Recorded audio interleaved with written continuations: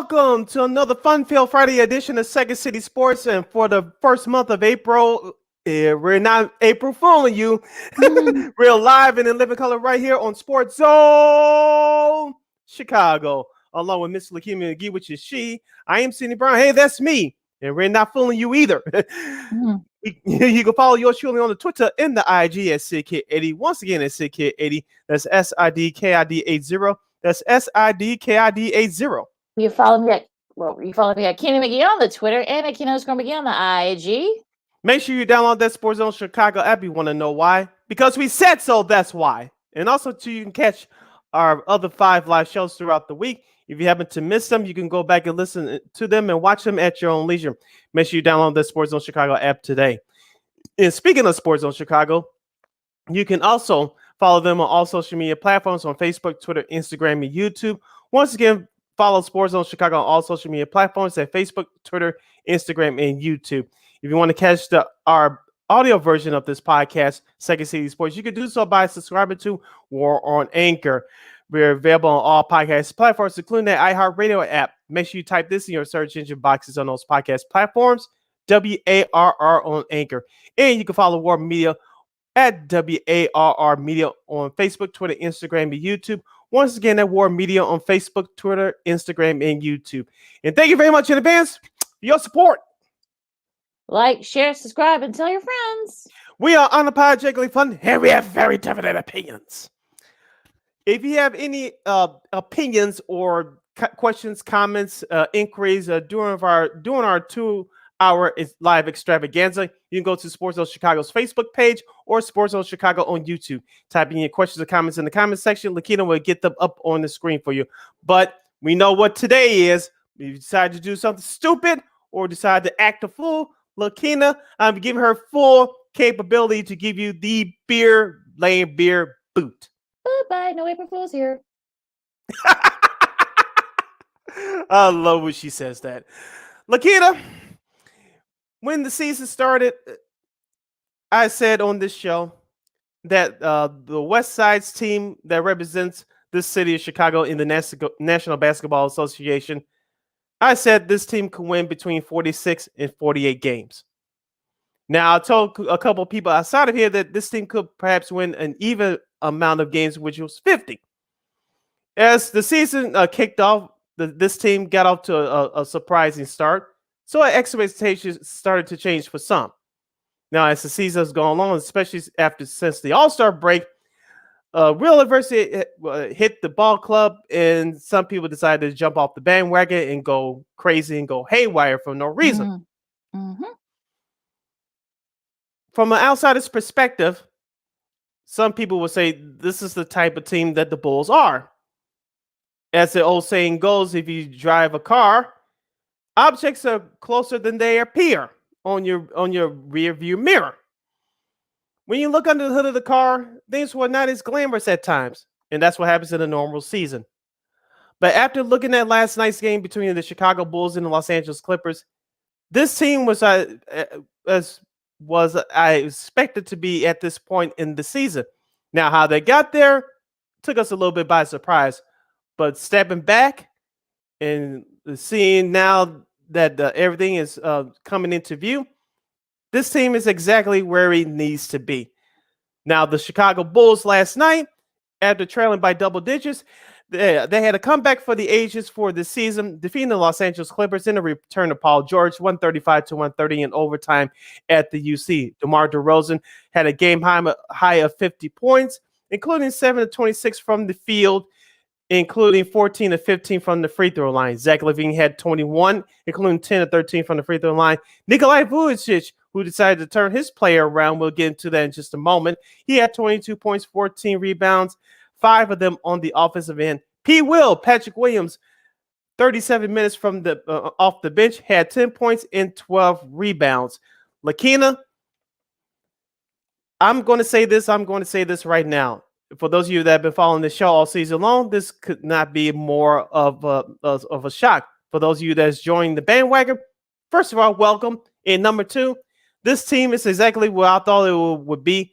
I still believe that this is a playoff team. They will make the playoffs. They're going to avoid the play-in tournament, and they will win a first-round series. after what I saw last night, nothing that's really changed for me. I'm still sticking on the bandwagon that I started this summer. Yeah, for me, it's the same thing. I feel like, look, I know some people, they went into this huge start early in the season, despite everything that went on with them, with COVID and everything Mhm. else, and various injuries to guys. But I always kept my expectations tempered. They really needed this win last night. I mean, Mhm. the Clippers went off to that big lead, and some people were already saying that, oh well, we're going to the play-in, or we're going to be a 6 seed or whatever. But you know what? DeMar DeRozan, who, to his credit, 50 Ps. I think that's Mhm. like what I think that breaks a record for among, like, 'cause I don't think even MJ did that, that much. But going around there, I mean, they came all the way back, 135, 130 for that, victory in overtime. It was thrilling. And look, to their credit, though, the Bulls, they fought back. I mean, they kept that fight going. And look, the 50 piece, of course, by DeMar, and then Vucevic had a double with 14 rebounds along with 22 points. Zach LaVine's looked really good lately with 21 points and such. So, and they even got a little bit of contribution. P. Will had a couple of big shots. They made some defensive stops. Kobe White, did his thing. So yeah, I think, look, the Bulls they're right there. They're in the fifth spot right now as we're doing this live. And look, at this point, if you're, the Bulls, I think you got to be feeling pretty good where you're at right now. You get 4 of your last 5 at home, so that should help a Mhm. lot, including tomorrow. So that should help a lot, and you should be able to, to improve your season. You're still well within that race to get back in that top 4. To probably get that home court. Should the Celtics end up, Mhm. whoever ends up having that big spot, at least you'll have home court. So I think if you're the Bulls, I think you're a pretty good spot right now. And I feel like, you know what, look, this is definitely one of those, wins for the Bulls that if you don't want to say this could be like a season defining win for them, but this could definitely be up there. On the flip side for the Los Angeles Clippers, as I mentioned, Paul George in his return to the lineup in his second game back, he had 22 points off of 7 of 20 shooting. Team high man for the Clippers, Reggie Jackson had 34, including 6 of 9 shooting from downtown. Marcus Morris Sr. had 20 points and 4 rebounds. Nicholas Batum, 17 points in 38 minutes of action. Chicago's very own Robert Covington, who was traded from Portland to the Clippers at the trade deadline, had 7 points off the bench. Lakeena, the Clippers started off hot in the first half.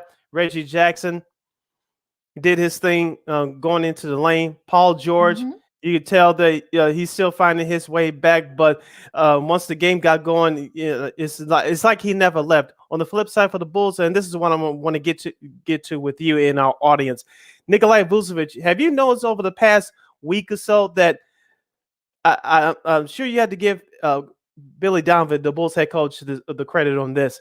When Vucevic has the matchup in his favor in the post, the ball goes into him. He actually mans up, does his moves, and scores a basket. How many times we've been begging for this, Lakeena?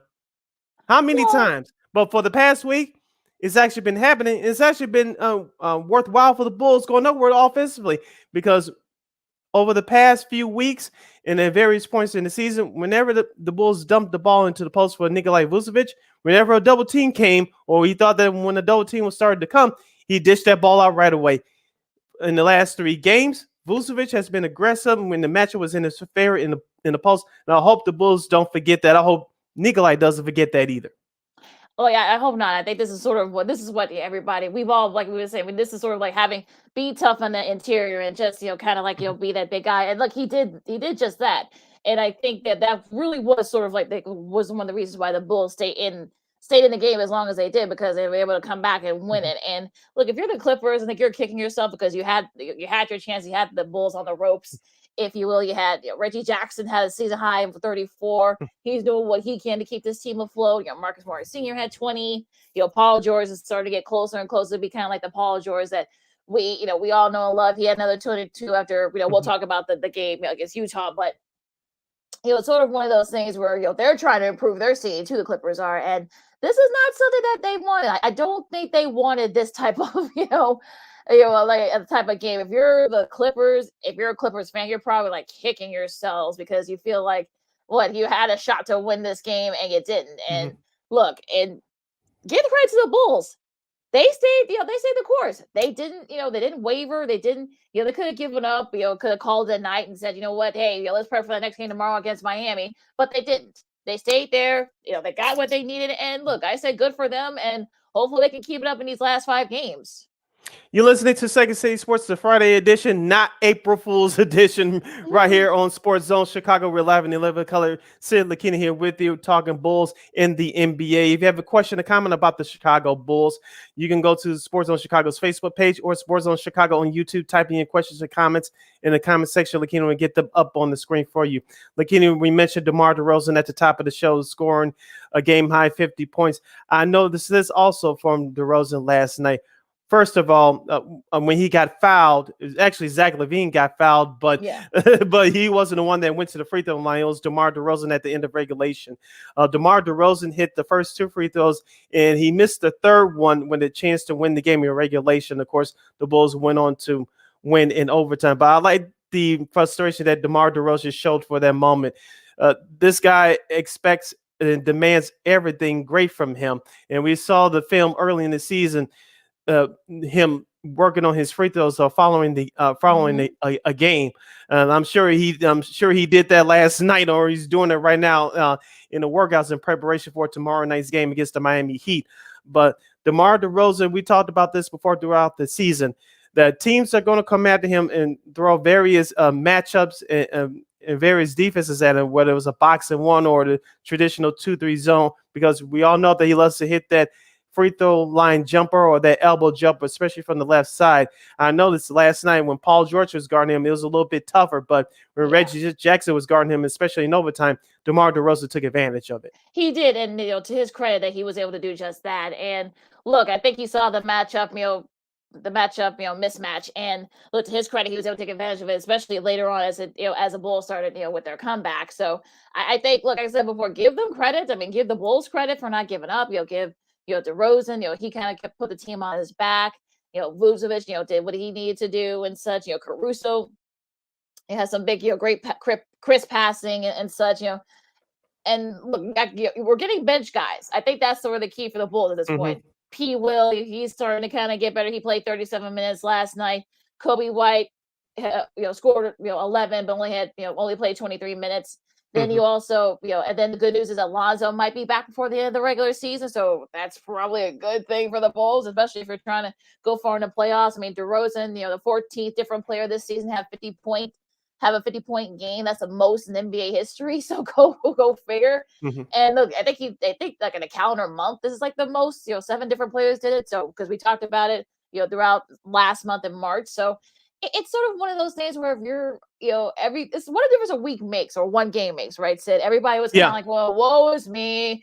Oh, the Bulls are going to the play-in game, blah, blah, blah. Now that they had this win last night, people say, well, you know what? We might get it. They might host a first rounder, I guess. So, they might get that 4th seed and such, because they're not that far back. There's only like 4 or 5 games, between like the 1st and the 6th seed. So there's still a lot to be, games to be played, and a lot of positioning too. And like I said, the Bulls have 4 of their last 5 at home, and it's those top 4 seeds. Maybe because Miami, they've had their struggles with, they did win last night, but then we'll talk to them in a second. Milwaukee got a big win against Brooklyn. Again, we'll talk about that in a little bit. But look, I think there's still a lot of position that can be played with here.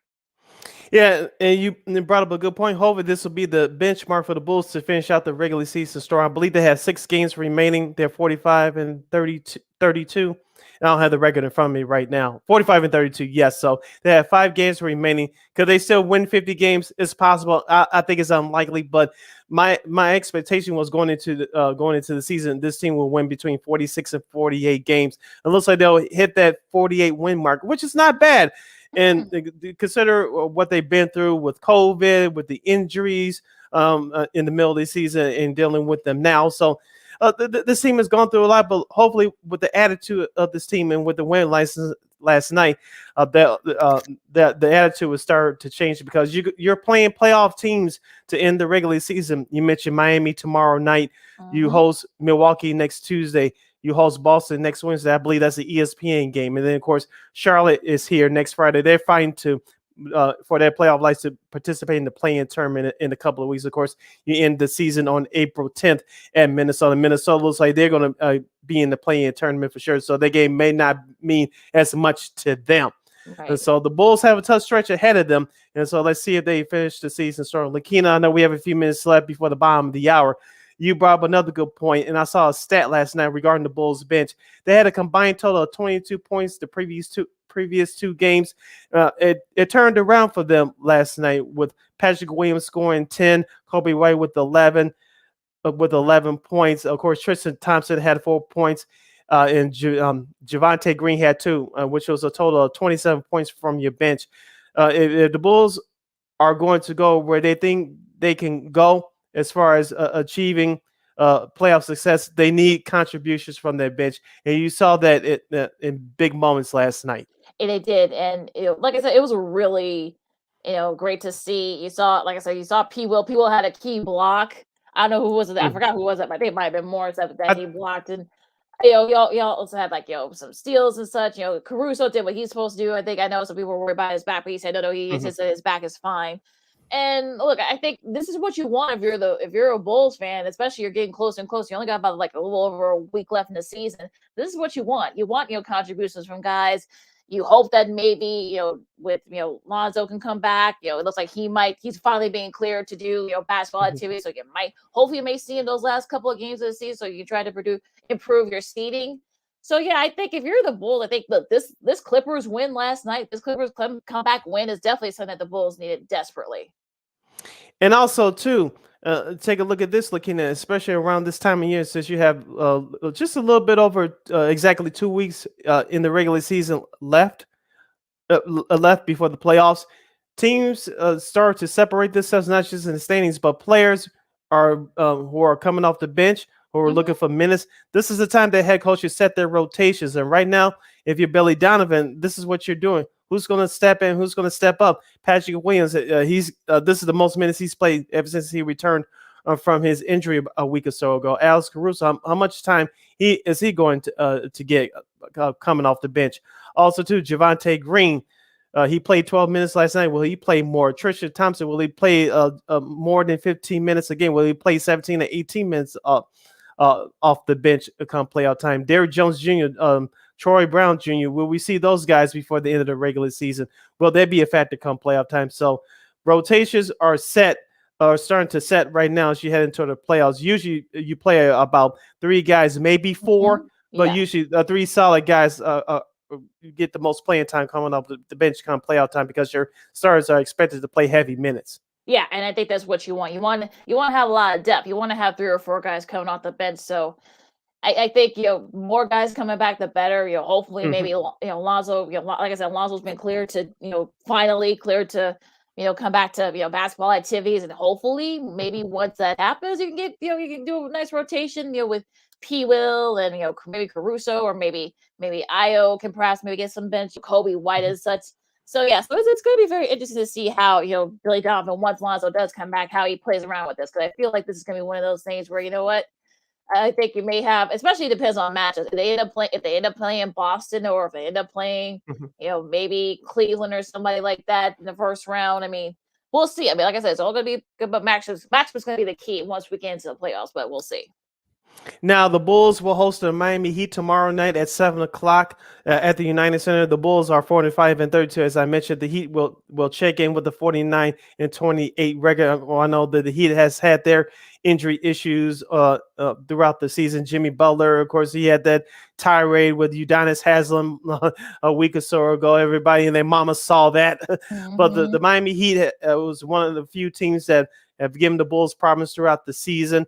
Lakeena, in about less than a minute or so, what do you expect in this matchup tomorrow night? Do you think that it will be the same story, or do you think the Bulls will give a Heat something thinking about going towards the playoffs with this game tomorrow? It's all going to depend on the start. I think Miami had a very emotionally charged win against Boston on Wednesday, and they've had a couple of days off since to kind of settle down and and such. I know that Eric Spoelstra, I think he should be right there with Coach of the Year. I feel like, because the fact that he's been able to do this, kind of the same situation the Bulls have been in. Guys, with COVID and injury issues, and like the fact that they're still the number 1 seed, believe it or not, even after all of that. Yeah, I mean, it's nothing short of remarkable what he's been doing. Jimmy Butler, look, he actually made some big shots against Boston on Wednesday. So that we'll see if that keeps up. you have Bam. Bam does his thing with a double-double, so that's going to be a very interesting matchup between him and Boosh. I'm sure Tristan Thomas will be right there as well. Kyle Lowry has been kind of like that veteran presence that team needs. And also too, Max Struss, of course. Our girl Lana, I think she loves Tyler Hero, of course. So yeah, that'll be interesting. That'll be interesting to see that matchup against Io once he's up there. But when he gets off the bench. But yeah, this should be a fun game. It looks like everybody's gonna be at full strength for the most part. So because all the matches we've seen this year, somebody's hurt or someone has COVID. So for the most part, guys are gonna be on at full strength. So this should be a lot of fun. It should be a fun matchup. And this could be, I wish this game was on nationally, but it is what it is. But it should be a fun game. And look, and this could be like both teams can play defense. Miami's a better defensive team, Avi, but we'll see if once it comes out, once everything sort of separates, because I feel like this could be one of those games where could this be a preview of maybe a potential second round matchup, but we'll see. We'll review the best and worst from this past week of the NBA. We have new members for the 2022 Basketball Hall of Fame class, and we'll give you our thoughts for this weekend's Final Four that's taking place down in New Orleans in the world of college basketball, and plus a whole lot more. I'm Sidney Brown. That's Lakeena and McGee. You're listening to the Friday edition of Second City Sports. We're live and in living color right here on Sports Zone Chicago. AutomotiveMap.com presents the Sports Flash on the Sports Zone Chicago. NBA Thursday, the Bulls dropped their second straight 126-109, the loss at New Orleans. The Bulls are 42-31 with the setback. Zach LaVine led the scoring for Chicago with 39 points. Kobe White had 23. The Pelicans got 30 points from Devontae Graham, 25 from CJ McCollum, and a double-double from Jonas Valanciunas. Up next for the Bulls, they'll try and snap the skid tomorrow night when they visit Cleveland. The Blackhawks put a 2-game winning streak on the line tomorrow when they visit the Vegas Golden Knights. Chicago with a 4-3 win at Los Angeles yesterday. Alex DeBrincat had the shootout winner. Colin Delia made 43 saves through overtime in just his second start of the season. Spring training Thursday, the Angels beat the Cubs 5-4. Today, it'll be the Cubs taking on the Rockies. The Giants beat the White Sox 9-6. Today, the Sox will face the Mariners. For lightning fast sports updates, download the Score app. It's free and one of the most popular sports apps in North America. I'm Chuck Sanders. That's the Sports Flash on the Sports Zone Chicago. Nobody protects you from mayhem like Allstate. I'm a speed bump. Did you hear what I said? I'm a speed bump. And if you have cut rate car insurance, the cost to reattach your muffler could really be a bump in the road. So switch to Allstate, save money, and be better protected from mayhem, like me. Based on coverage and limits selected, subject to terms, conditions, and availability. In most states, prices vary based on how you buy. Allstate Bar and Casualty Insurance Company and affiliates, Northbrook, Illinois. Have you wanted to speak a new language but thought it'd be too difficult or take too much time? Then try Babbel. In just 15 minutes a day, Babbel teaches you conversations that you will actually use. With 14 languages and lesson topics like travel, business, relationships, and more, you'll learn what matters most to you. Babbel. Language for life. Learn a new language with ease. Go to Babbel.com to try for free. That's BABBEL.com.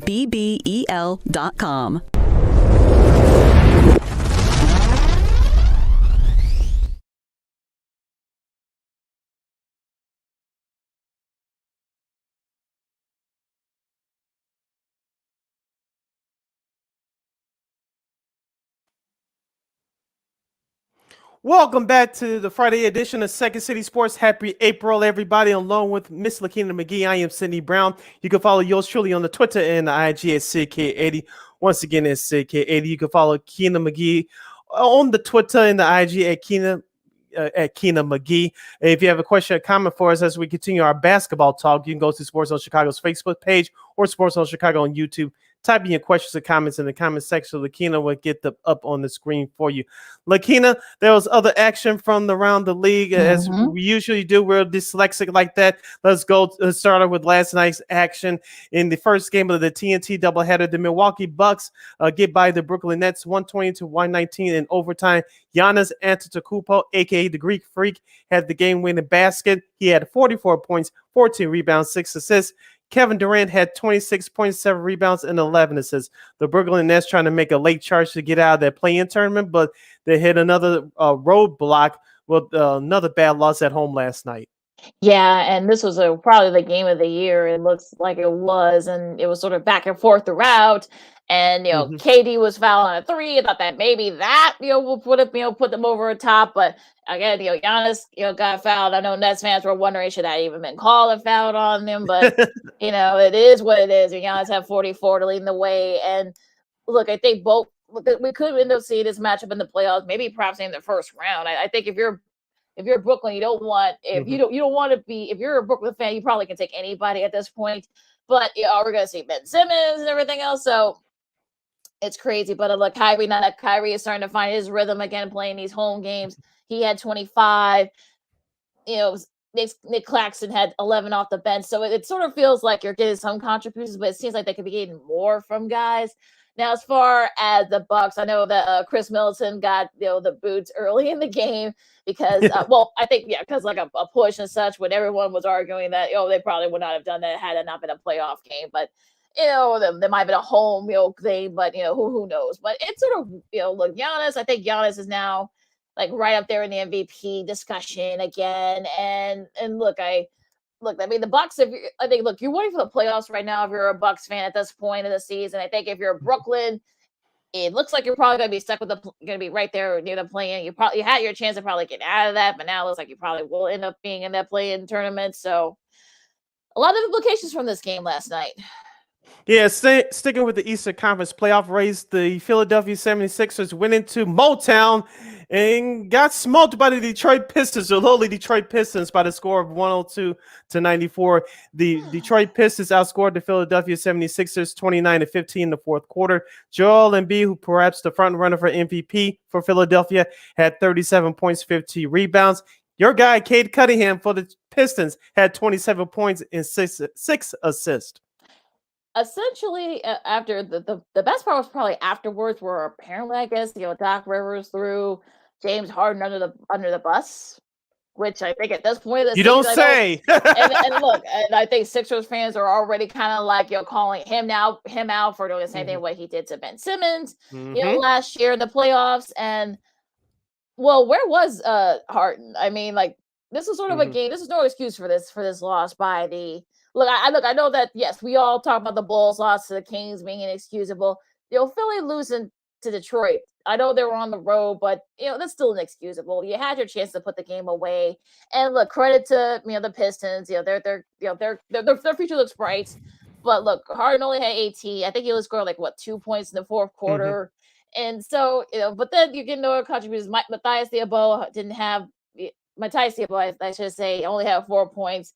Where was the bench? Where was like the bench contributions? You have guys that are more than capable of scoring. So it wasn't just Harden's fault that they lost that game, but there are a lot of factors here. So I think people need to kind of just get off. In this case, I think people, Speed Class only, Nick Class, Milton, I should say, Shake Milton only had like 0 points off the bench. He played 19 minutes.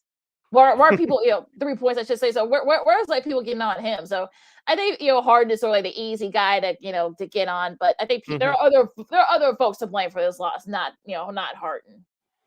And sticking with the Eastern Conference playoff race, the Atlanta Hawks improved their record to 40-37 after blowing out the Cleveland Cavaliers 131-107. Trae Young had 30 points and 9 assists. Cleveland starting to slide a little bit there now, 42-35. They're right in the play-in tournament, but this team was around the spot where Philadelphia, the Bulls were just a few weeks ago. They're impressed throughout most of the season, but this is the prime time of the season. Atlanta, a team that many people forgotten about because they got off to such a shaky start. Looks like they're starting to come into form, especially after their surprise trip last year to the Eastern Conference Finals. I think they're starting to kind of like find their rhythm. Finally Atlanta is. And look, I feel like the Hawks also thanks to Trae Young's had a busy week. Earlier this week he eliminated the Knicks off of playoff contention a couple of days earlier. So I think I know Knicks fans love that, but after beating them after the Hawks beat them in the playoffs last year. But yeah, I mean going back to this, I mean I feel like I think Cleveland is starting to come back to earth a little bit, as I figured that they would. They're right at the play-in right now. They're only like 2.5 back of Toronto. I think Jared Allen. There's really been no update on him. Is he going to be able to come back for the playoffs? Because they really need him, and I think not having him, I think is starting to kind of come back to bite them. So But look, I think Atlanta could they probably sneak in there and perhaps maybe make a good playoff chase. We'll see. But I think Atlanta is trying to kind of make a play. They're kind of right there. They'll get into the playoff, the play in. But I feel like these two may play again in the play in. Should as things stand right now. So this should be very interesting but the Nets have the tiebreaker. So gonna be like these next two is gonna be very interesting in the East, especially. In the second half of the TNT doubleheader from last night, the also Utah Jazz beating the Los Angeles Lakers without LeBron James and Anthony Davis, 122-109. Rudy Gobert for Utah led the team with 25 points, 17 rebounds, and a steal. Dwight Howard, a.k.a. the former Superman, led the Lakers with 21 points, 12 rebounds. This is sort of one of those things where you're kind of like, this is a kind of game last night. I feel like, Lord, LeBron didn't play. I know AD tried to play, but it just didn't work. And look, I think, but unfortunately with the Spurs, we'll get to them in a second because they've had a missed opportunity a couple of days prior. But the Jazz are starting to kind of get together. I know they've had their struggles, the last couple of weeks and such. But the Lakers, I mean, no AD, no LeBron. I know that they did what they could. Now Westbrook's getting angry again. It's just crazy. But it was peaceful. Yeah. It was like, there were no swear words. Nobody was, said anything, terrible about somebody else. So I guess that's a good thing. Kind of kept the peace there. But like there was nothing we has been said about the Lakers already. I mean, they just don't have the talent at this point. And we can tell how they look without LeBron and AD. Well, both of them should come back maybe this weekend. We'll see. But there's really nothing more you can say about the Lakers at this point.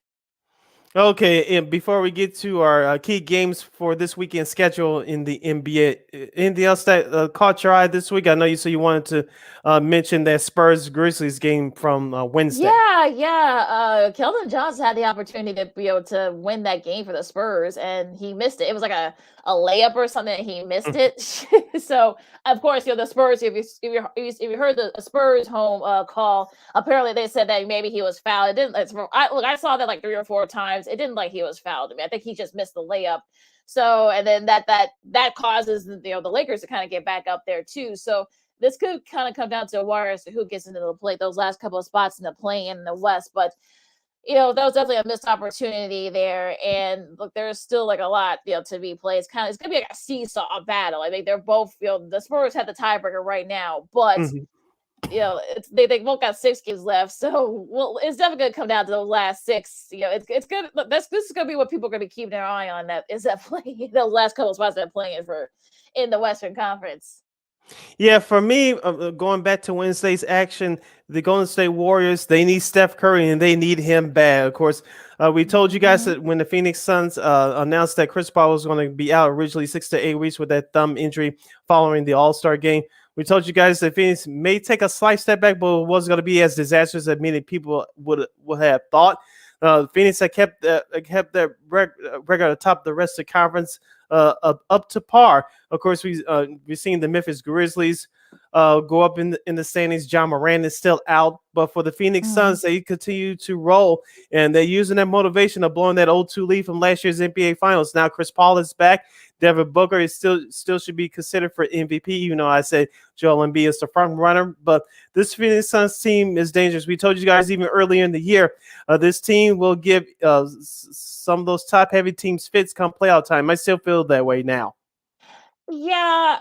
Well, yeah. Look, I think Phoenix is sort of one of those teams. I think they're proving why that was last year wasn't a fluke. I know that people were kind of wondering, like, did they only get in because everybody else had injury issues and such? But I think they're showing you that they've actually gotten better. So it's sort of one of those things where you're kind of like, what, they're kind of showing you why they might be even better than they were last year. So I think having CP3 back, although they were playing pretty well without him, so I think that definitely helps in that front. And I know that it was hilarious that you saw with Draymond Green and Jay Crowder when they got into it a little bit. It's sort of like kind of like a back and forth. This goes back years, so it wasn't this isn't a new thing. But the fact that they were kind of jawing at each other in the free throw line, it was just so silly. But on a serious note though, for the Warriors, I mean, they desperately need Steph back, and he definitely sort of starts. He definitely is a facilitator for that offense. Look, Clay's had his struggles. He's starting to get his mojo back, and Draymond's still trying to get his rhythm going too. And then Jordan Poole's doing what he can to keep everything afloat. He had 38, leading the way for them in that game against the Suns, but it wasn't enough. So yeah, the Warriors really need step back, and hopefully he can come back by the first round. And the highlight game for me from this past week took place at the newly named arena in Los Angeles. We'll still call it formerly known as Staples Center. I think you brought it up earlier in the show, Lakeena. The Los Angeles Clippers defeated the Utah Jazz 121-115 after coming back from a 25-point deficit. And that was Paul George's return to the lineup after missing a few months with various injuries. Lakeena, as we said before, give Tyronn Lue credit. He's not going to win Coach of the Year, but this, in my opinion, his best coaching job the last 2 years. Of course, the Clippers finally made it to the Western Conference Finals last year before being eliminated by the Phoenix Suns this year. There's despite last night's loss, they're still a couple of games below 500, but they're in a better position to make the playoffs than their neighboring team, the Los Angeles Lakers. Yeah, I think if you had to choose between which LA team, probably you wish you were right now is the Clippers than the Lakers. Yeah. But they could be facing each other in that play-in. But again, that's another thing we'll figure out in a couple of weeks. But down 25, you're Utah. You're sort of like you're kind of like you're wondering how did you blow a 28-point lead? I think the Clippers outscored Utah like 50 something like 23 or something like that, and going into the last 2 minutes of the third and going into the fourth. So it was sort of building. And look, give the Clippers credit again, just like it actually ended up happening to them a couple of nights later against the Bulls. But they came back from a big deficit, and look, Paul George was like he's starting to show it a little bit again. 34 coming, just coming off injury. He hasn't played in 3 or 4 months. So it's definitely, yeah. I mean, look, I think could they perhaps maybe if they get in, should they get into the main playoff, assuming that whoever they play in the play is, should they get in, could they perhaps be a spoiler for somebody? You're listening to Second City Sports, the Friday edition, the first show for the month of April. I'm Sid the Kid, along with Miss Lakeena McGee. We're live in the 11 color right here on Sports Zone Chicago. Lakeena, before we move on, let's give you guys a preview of the rundown for the key games in the National Basketball Association as we wind down the last 2 weeks of the regular season. So let's start off with tonight's action, Friday, April 1st. And these games have playoff implications on the line. The Toronto Raptors will travel to Orlando to play the Magic. That's at 6 p.m. Chicago time. Dallas will travel to Washington to play the Wizards, also at 6 o'clock. At 6:30, the Boston Celtics will host the struggling Indiana Pacers. At 7 o'clock, the NBA TV doubleheader will kick off with the Memphis Grizzlies without John Morant hosting the Phoenix Suns. That's at 7 o'clock. Also at 7, on I-90, I believe it is 294 from where I am. The Milwaukee Bucks from Chicago. The Milwaukee Bucks will host the Los Angeles Clippers. Remember, for the Clippers, this is a back-to-back game for both teams, not just the Clippers, but for Milwaukee as well. That game will take place at the Fiserv Center at 7 o'clock. At 7:30, we'll have the Trailblazers traveling to San Antonio to take on the Spurs. The Spurs have a slight lead over the Lakers for the 10th spot in that Western Conference play-in tournament. At 8 o'clock, Minnesota will travel to Denver to take on the Nuggets. Big game for both teams as Minnesota's been struggling over the last few games. Denver looks like they're starting to pick it up. And wrapping up the Friday night schedule, the second game of the NBA TV doubleheader at 9:30 p.m. will take place in Los Angeles between the Lakers and the New Orleans Pelicans. Lakeena, New Orleans beat the Lakers on their home floor last week. It's payback time if you're the Lakers. Both LeBron James and Anthony Davis are doubtful with their injuries. Yeah, that's going to be sort of the thing. And I wonder, though, if, will they remember that, the Pelicans and then such. So I wonder, well, will the Lakers use that as motivation? And, they can kind of, make us, a quick play for that, because there's a lot at stake here. They can play for that play-in tournament. So going back to that Denver, I want to give a shout out to Mr. Nikola Jokic, who is the reigning MVP. And, some people say that he's now the favorite. I mean, he had a great March. He, was third in the NBA in points, second in rebounds, fifth in assists, tied for seventh in steals, and tied for sixth in blocks. So do you think, real quick though, before we go back to the schedule, do you think that he could sneak up there for us, maybe for MVP honors? He make his sneak in steal a couple of votes, but Denver is going to have a strong finish to the season. They haven't looked good. I know they picked it up here recently within the last couple of games, but it's going to be tough. I think that MVP is Embiid's to lose, but I think, in my opinion, Devin Booker has a better chance to win it than Jokic right now. Yeah, so it should be very interesting to see where this goes. Now tomorrow you got Charlotte and Philly. Philly hoping to bounce back from that loss to Detroit on Thursday. Cleveland, they're hoping to bounce back too in New York. I know New York would love to play spoilers since they're already eliminated from playoff contention. The NBA TV game, this should be a good one. Brooklyn and Atlanta. This might be a preview, perhaps. Maybe we'll see the play-in, but we'll see what happens there. We talked about Miami and Chicago at 7:00. That should be a fun one. And Utah and Golden State. That should be a fun one too at 7:30. So some early games here. So if you're not into the Final Four, you got some good NBA games here to kind of check out. And let's go to Sunday's schedule. These are with playoff implications. At high noon on Sunday, we'll have the Boston Celtics hosting the Washington Wizards. The ABC game, the first of their doubleheader on Sunday, will feature the Milwaukee Bucks hosting the Dallas Mavericks. Luka Doncic versus Giannis Antetokounmpo, aka the Greek for you kids out there scoring at home. And on the second half of the ABC Sunday afternoon doubleheader, it's the Los Angeles Lakers hosting the Denver Nuggets at 2:30. Let's see if LeBron James and Anthony Davis play in that game. Detroit and Indiana at 4:00. You got Philly and Cleveland. That should be a fun one at 5. The Knicks and the Magic at 5:00. Who cares?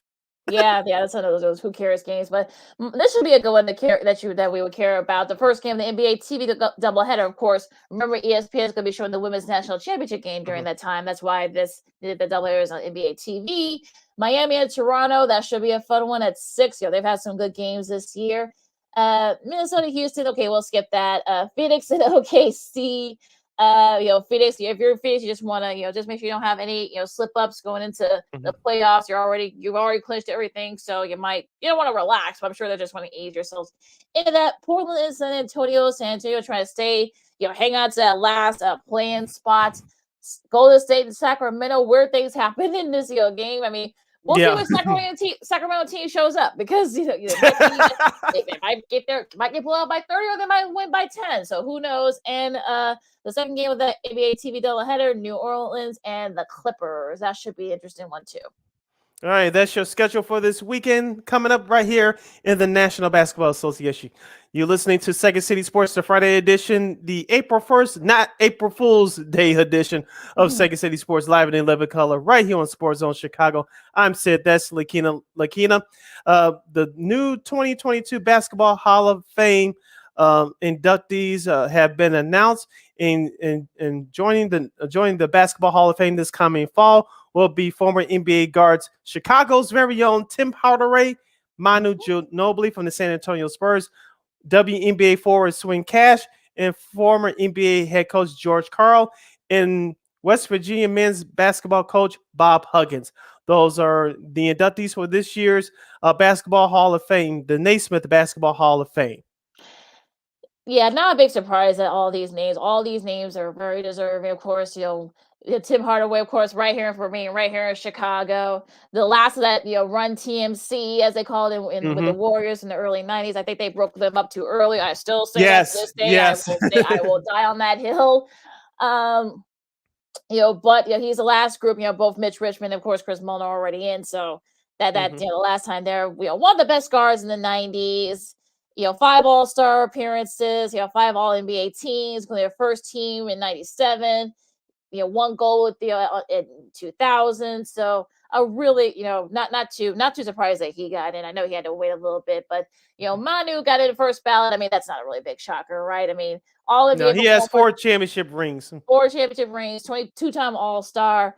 Best 6 men in history. I mean, he was, joining Tim Duncan and Tony Parker. I think will get in. I'm sure. He'll get in. I think he's eligible next year. I think his first year eligibility, so he'll get in, no doubt. Swin Cash, 3-time NBA champion, 2-time NCAA, champion with UConn. Yeah, I think she played with Sue Bird, I believe, and 2-time gold medalist. Of course, she's a great TV analyst too. So. 2 All-NBA teams and 2 All-Star games and such, so it's also very deserving.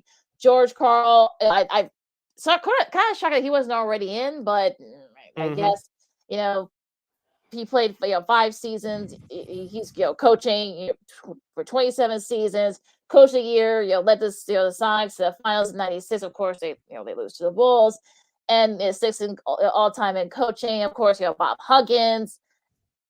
He's been coaching forever. Of course, Cincinnati. Of course, they made the Final Four in '92. Of course, he's been at his alma mater, West Virginia, for the last I think like 25 years. I want to say, give or take.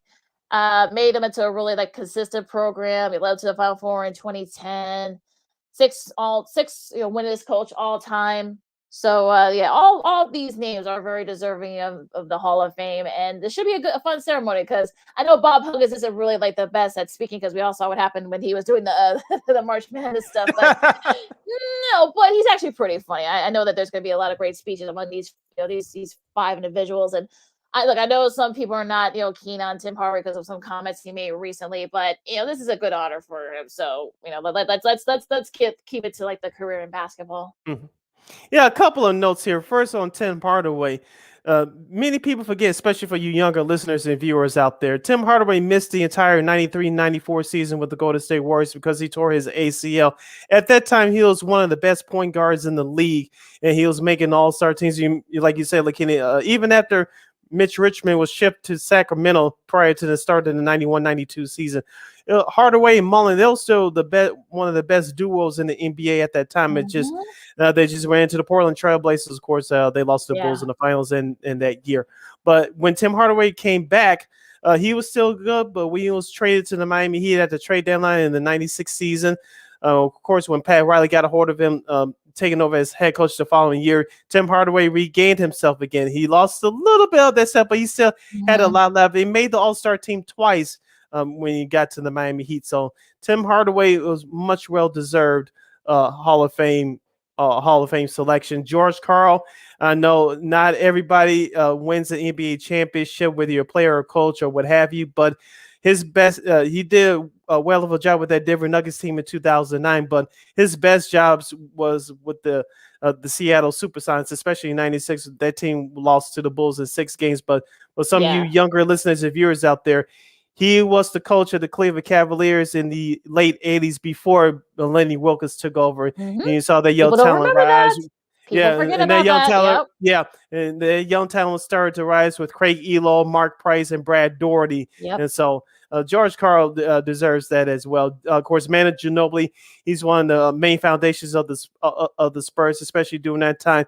I still say to this day, even though Tim Duncan, outside of Kobe Bryant, was the best player in the NBA during the mid-2000s, I thought that Manu Ginobili should have won the NBA Finals MVP when they defeated the Detroit Pistons in 7 games. He was the best player on both teams during that series. I know they gave it to Tim Duncan, but you saw the best of Manu Ginobili. He started to come of age at that time, and he was the Batman to the Robin of Tim Duncan.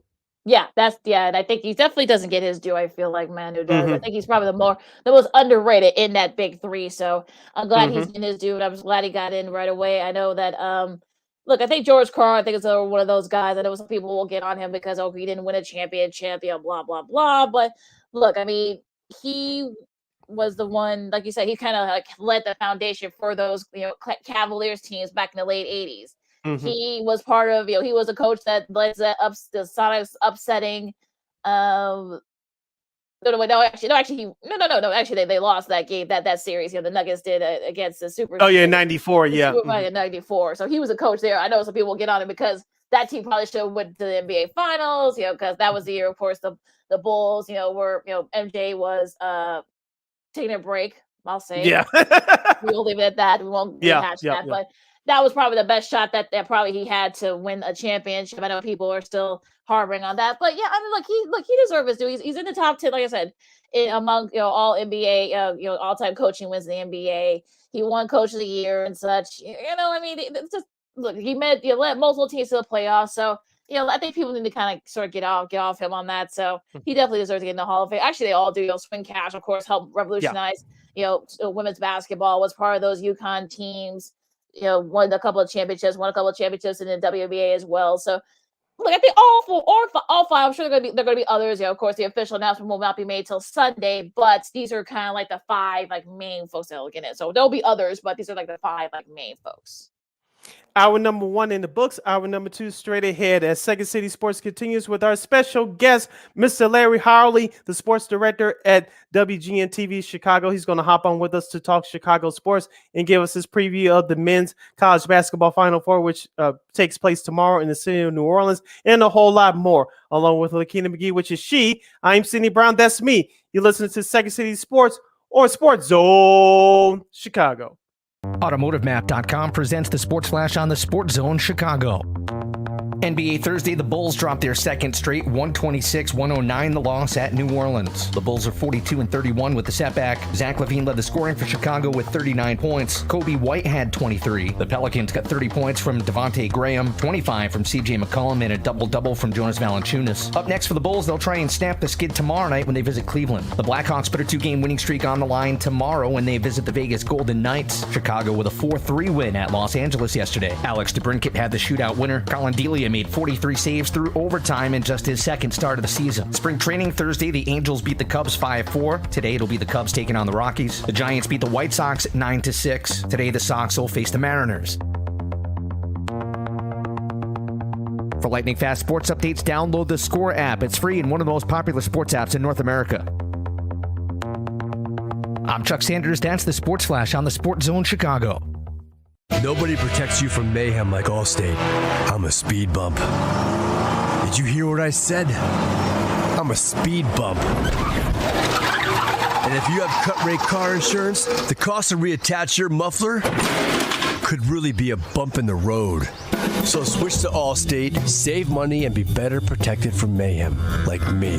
Based on coverage and limits selected, subject to terms, conditions, and availability. In most states, prices vary based on how you buy. Allstate Bar and Casualty Insurance Company and affiliates, Northbrook, Illinois. Have you wanted to speak a new language but thought it'd be too difficult or take too much time? Then try Babbel. In just 15 minutes a day, Babbel teaches you conversations that you will actually use. With 14 languages and lesson topics like travel, business, relationships, and more, you'll learn what matters most to you. Babbel. Language for life. Learn a new language with ease. Go to Babbel.com to try for free. That's BABBEL.com.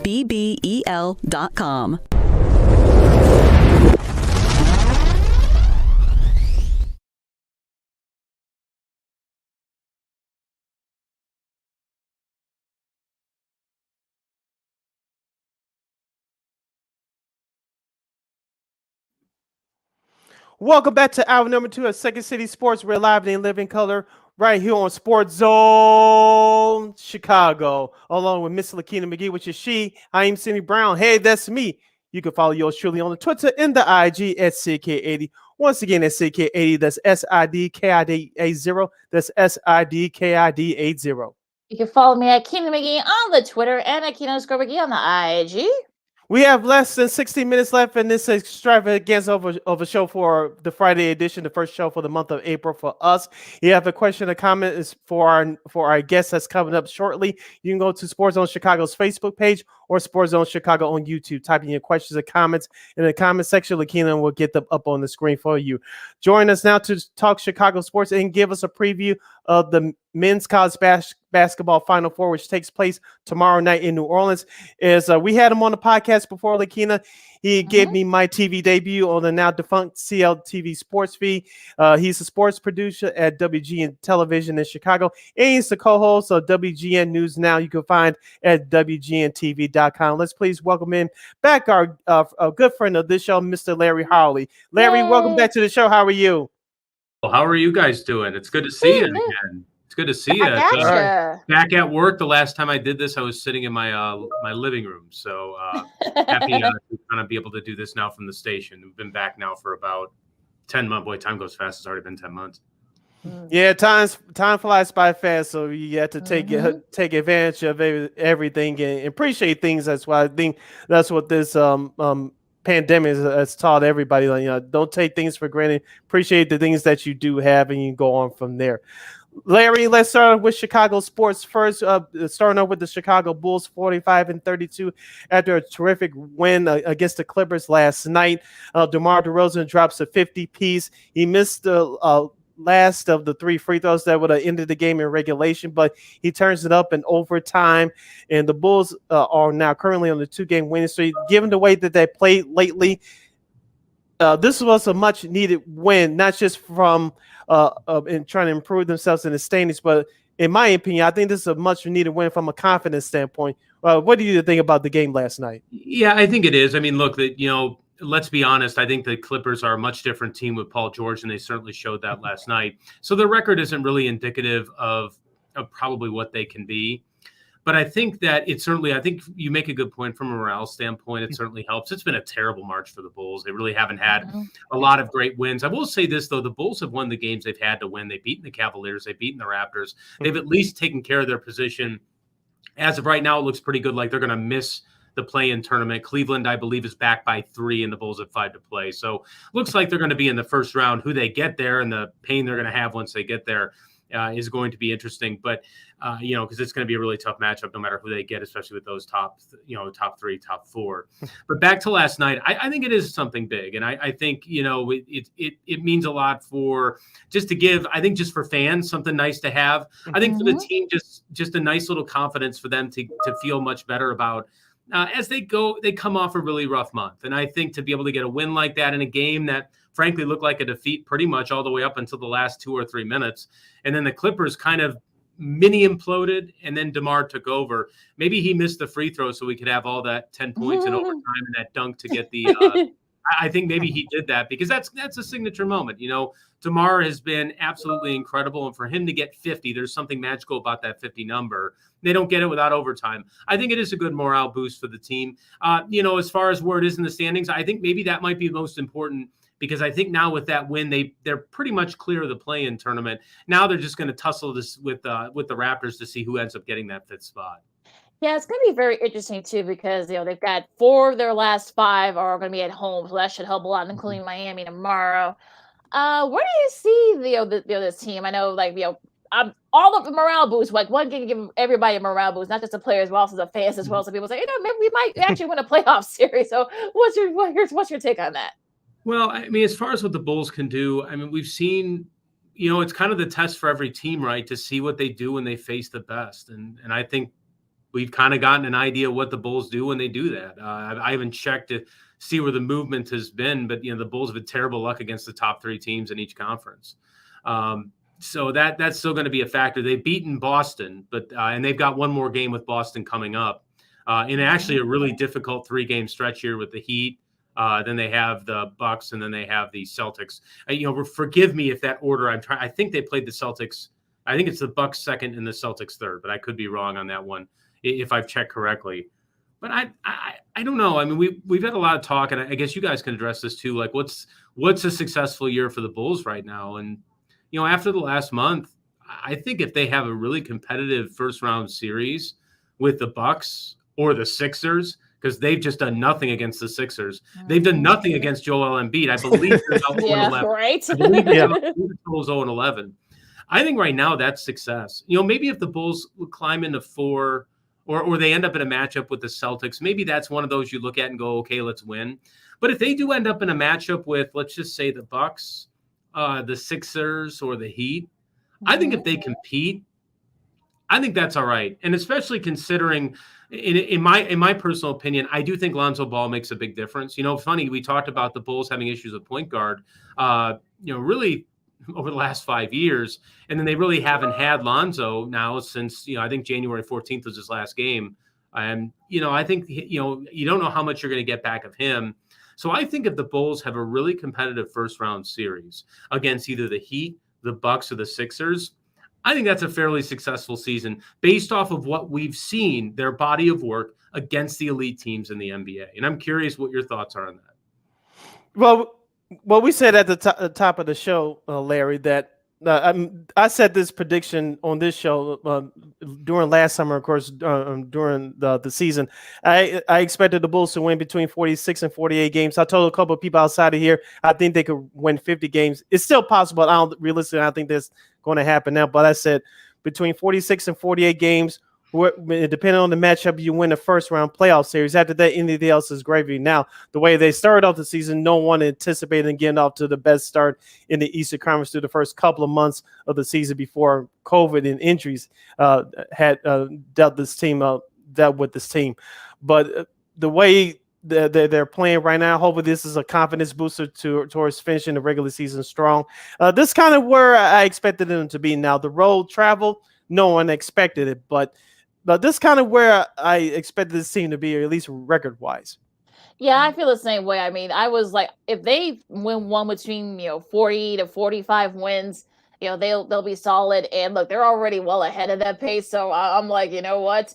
Look, anything else is sort of like the icing on the cake. Now we'll see if Lonzo can come back. He's been cleared to for basketball activities finally. So maybe those last couple of games, maybe that last game against Boston, and you were right on, Larry. Miami, Milwaukee, and Boston. So that's you had the order correctly, along with Charlotte and Minnesota.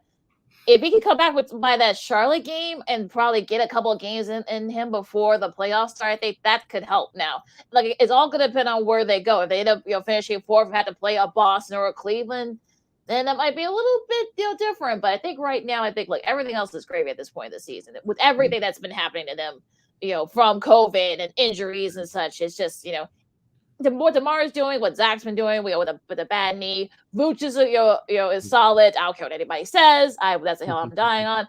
Ayo, I know Ayo has kind of taken a couple of steps back. With and of course, the people even remember he's still a rookie. Pilo's getting back into it. Caruso as well. So yeah, I think with the Bulls, they are where I thought they would be, but yeah, it's about probably record wise. I thought maybe I had said, I think I thought maybe 40 to 45 with the ceiling around 50 if things went right. So they're going to end up probably.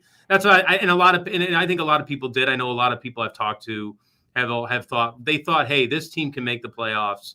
But again, I think Sydney, you said it right. The road travel to get there has been much different. And I would be lying if I said I thought DeMar DeRozan would be this good, because this is, he was on career high paths through most of the year, and I think he's probably still there now. So seeing DeMar play at MVP level, I don't know if he'll get it, but he could crack the top three. That has been something I did not expect. I expected production, not MVP level. Larry Hawley, sports producer at WGN-TV in Chicago, is joining us here on the Friday edition of Second City Sports. Sid, Lakeena here with you. We're live in the 11 Color Sports Zone Chicago. Let's stay with the Bulls, Larry, and Lakeena brought him up just a second ago. Nikolai Vucevic. It depends on who you follow and who you talk to on Bulls Twitter. Of course, Lakeena's on there way more than I am. If something bad happens to the Bulls, Vucevic gets the blame for it. If somebody else misses a shot, Vucevic somehow gets the blame for it. But I noticed in these last few games, we all know that Vucevic is a very good outside shooter, but he doesn't have that great inside game. Over these last few games, whenever he's had the matchup in his favor in the post, it seems to me that he's starting to take the bull by the horns, no pun intended, and starting to take advantage of those matchups. And he's starting to be more effective scorer inside. And we saw that again last night against the Clippers. What are your thoughts about Nikolai Vucevic's performances in his last few games? Well, I mean, he's certainly been a lot more productive. We've certainly seen that, especially in the points. I think that he is going to be somebody. I don't know if he's an X factor, because he's been productive. He's had stretches. I remember there was a stretch earlier in the season where he was shooting terribly. And I mean, he just couldn't get anything. He was still able to get the job done on the boards. He to me is somewhat of an X factor. Like, what if he's able to really turn up his play in the post? What if they end up playing the Bucks, or if they end up playing, God forbid, the Sixers, and they've got to go up against Embiid? I think it's really interesting to see, because I think the playoffs could be a time for Nikola to show where he fits in all this, where, he was, really, guys, I would say he's the first one of the true one of the AK era, because that was the trade that signaled where this franchise is going. Are we, for under the Garpax, it was rebuild the last few years. And then, AK and Mark Eversley say, nope, we're going to try to win right now. They traded for Vucevic, traded draft picks to try to make the playoffs in 2021. And then, of course, this year, I'm really curious what his future will be. He's been a productive player. Has he been a dominant player? I would say no. He's not been on the all-star level that we saw when he was in Orlando, but he's had moments like we've seen now where he's come up, relatively big. When the Bulls have needed some really big victories, they absolutely had to beat Washington, I thought, on Tuesday. And I think this Clippers game was a really big one as well. These are two wins where if the scores flip here, you're really looking at the Bulls fighting for a play-in tournament at this point, and it's probably going down to the last game of the season with 3 really, really difficult matchups coming up. And Vooch came up big, so I am very curious to see what Vooch will be, because we've seen what DeMar can do. We know what Zach can do. Obviously, his knee's going to be here and there. You mentioned like Caruso, you know what he's going to get. Ios had a fantastic rookie season. He's going to have those things to which he's going to hit a little bit of a rookie wall. That was absolutely inevitable.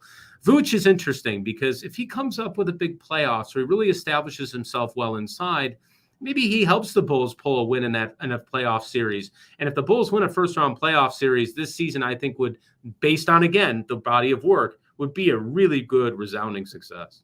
Absolutely. Let's switch gears here and talk, Bears for a second. Totally new regime. They've made some moves. I know, right? I gotta bring it down the moves somehow, Sid. Now that we have Larry here with us.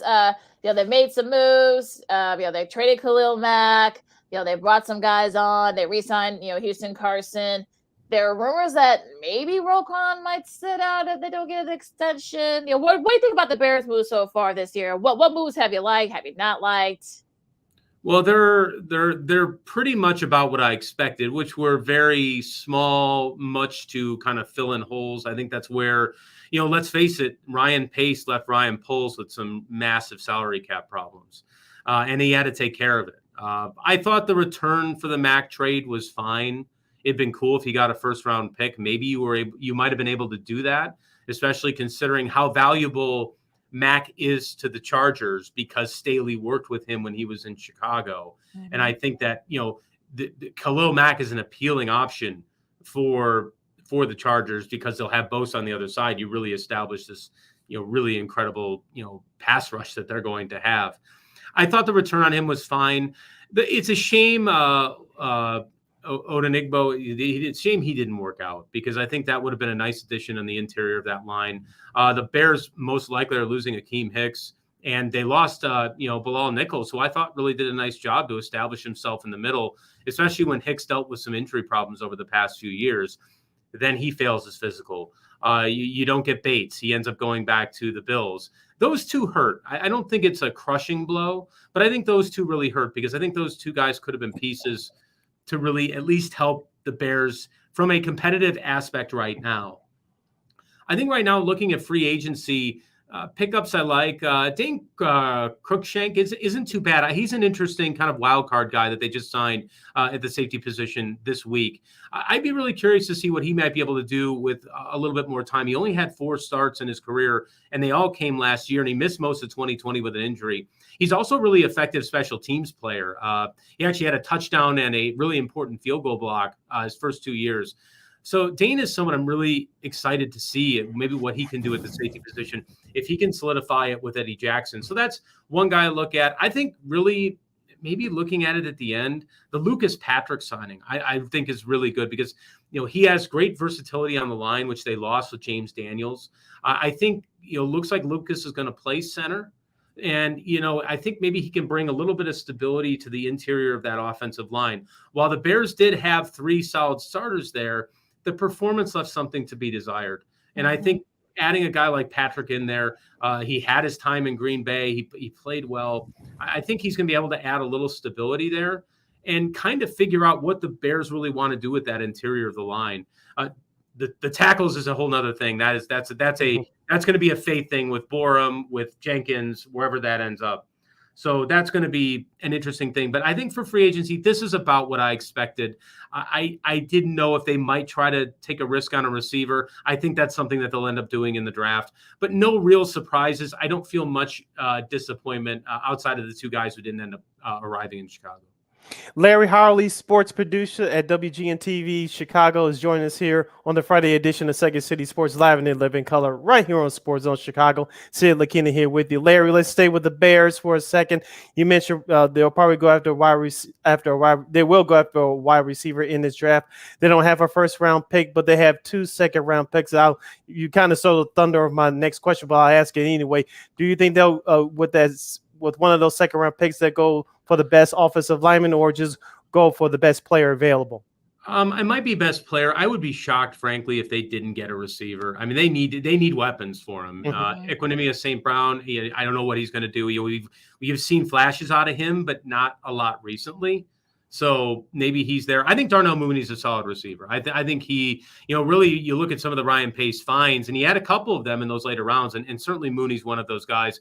And he was able to establish a little bit of a rapport with Fields. So he's there.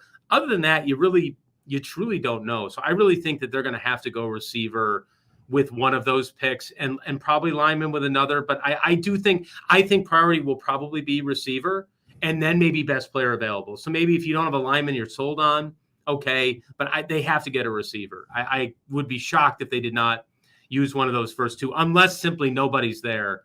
I don't see them trading into the first round to go get one because, frankly, they don't have a lot to work with, and as far as picks go, unless they trade somebody off the roster. So I would be fairly certain they'll take a receiver with one of those first two second round picks. That should be very interesting. Now let's talk about the other one. The main reasons why we wanted you here, Larry. Talk about the Final Four. You got a battle of Blue Buds in the Bayou in New Orleans. Of course, you got Villanova and Kansas in the first game. Of course, North Carolina did the first time. They'll play in tournament play in the second game tomorrow night. Where's your synopsis of this? Because I feel like this should be a couple of really great games. What say you? I don't know what, it's interesting. This is a really interesting tournament because there was so much chaos that you kind of ended up with pretty much a blue blood Final Four. And whether you consider Villanova a blue blood kind of depends on your perspective. I think right now they're probably one of the best programs. If Moore doesn't get hurt for Villanova, I might have seen them winning the championship because I think they played some really solid basketball. They came out of the South region and they beat a Houston team that's really good. I'll give you this. My Illini did not have much for them late in that game, and Houston plays really good defense. Kelvin Sampson is one heck of a coach. I've said it a number of times. His issues all came with, off the court stuff. On the court, he's one of the finest coaches in the country, and he had Houston ready to go. And Villanova played really well against them and really took them out of their game after, 3 really impressive performances by Houston. Maybe Villanova can still do something. You never know with a coach like Jay Wright and a program like that, they could do something. But we'll see what they can do. I don't know. I never rule anybody out because weird stuff happens in the Final Four and you get on that stage and teams get inspired. Maybe they pull this off. I'm really, really intrigued to see what's going to happen with Duke Carolina. Part of me sees Duke winning this. It just seems to fit the bill. It seems to fit the narrative. Coach K is in his last go around. This feels like a Duke win. It really does to me. And that's not really disrespecting North Carolina, who's done a wonderful job under Hubert Davis to not only beat Coach K in that finale at Duke and probably seal their bid to get in the tournament. They were right on the bubble right there. And Notre Dame ended up having to go into the play-in round. And they were right there neck and neck in the ACC standings. I think Carolina's done a good job. Kansas, they kind of just made their way fairly quietly through the Midwest. So maybe they're a threat. You never know those teams. To me, guys, it's an intriguing Final Four because it does have these blue blood programs. It does have the matchup. I'm kind of sitting back and watching to see what will happen. But I will say this, if Moore were not hurt, I would pick Villanova because I think they're playing extremely good basketball right now. And they've had a good tournament resume recently and would be really good. Not ruling them out because, again, you have to win 2 games. And on this stage, really funny things happen. But, right now, if I had to pick, I'd say the narrative. I'd go with Duke. And speaking of Duke, Larry, of course, whether Coach K, he's coaching his final game or games, whether it ends tomorrow night or Monday with a win or a loss, give us your perspective on his impact on the world of college basketball, because Duke wasn't anything when he took over in the late 80s. Of course, he turned into a powerhouse in the 90s, and he was one of the few coaches that was against the one and done program system, but boosters and everybody else around and say, hey, you want to keep this program running and keep them at a high level, you have to do this. And so he went along with it. Now with this new NIL rule, most of the older coaches, this over the last couple of years, like Roy Williams and Coach K, is like, well, I'm done. I'm not going to deal with this. So let me get up out of here. So give us your perspective about Coach K's impact on the world of college basketball during this time. Well, it is a Chicago native having another major impact on basketball. So that's something that I think I always have kind of said, people forget sometimes because he's been out in the Carolinas for so long, that his roots are right here in Chicago. Well, I think certainly at Duke, it's transformative. A program that was decent has become elite, maybe the most elite program in the country. It depended upon how you rank that. I think that he has been adaptive. I think that's a great point you bring up, Sydney, is that he was not someone who was about the one and done, but became about that. He was willing to embrace that part of college basketball. He was adaptive. He was willing to, he had a number of players that he was able to make fit into his system. He had a wide range of players that he was able to do it with. I think his career, and I think one thing that he always did really well, was to evolve with the times. I mean, you've seen where his championships have been: 91, 92, 2001. And then he comes back, wins 2010, comes back and wins 2015. Jahlil Okafor, one and done guy. He's a Chicago guy. Again, he has found ways to adapt, and he has found ways to continue to grow with the game. And it's allowed his school to not only be competitive, but be elite and a national champion. And I think that's kind of the legacy that he leaves. I think, obviously there are people who love Coach K, who don't like Coach K. And if anything, that's the essence of being a true legend, is you have detractors, you have people who support you.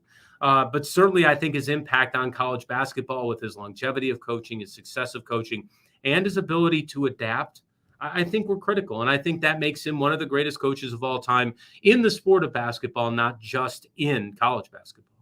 How do you think Jon Scheyer is going to do? A local kid, son of a coach, won a championship here when he was in high school, actually was able to get, Zion to actually come to Duke, when, there were rumors that he might, went to maybe overseas, perhaps maybe play professionally. So how do you think he's going to do? That's hard to say. I mean, Scheyer has a really good resume, and obviously he's had a lot to do in bringing a lot of good recruits there, as you mentioned with Zion. It's really hard to say because, frankly, there's no protocol for it. Nobody's replaced.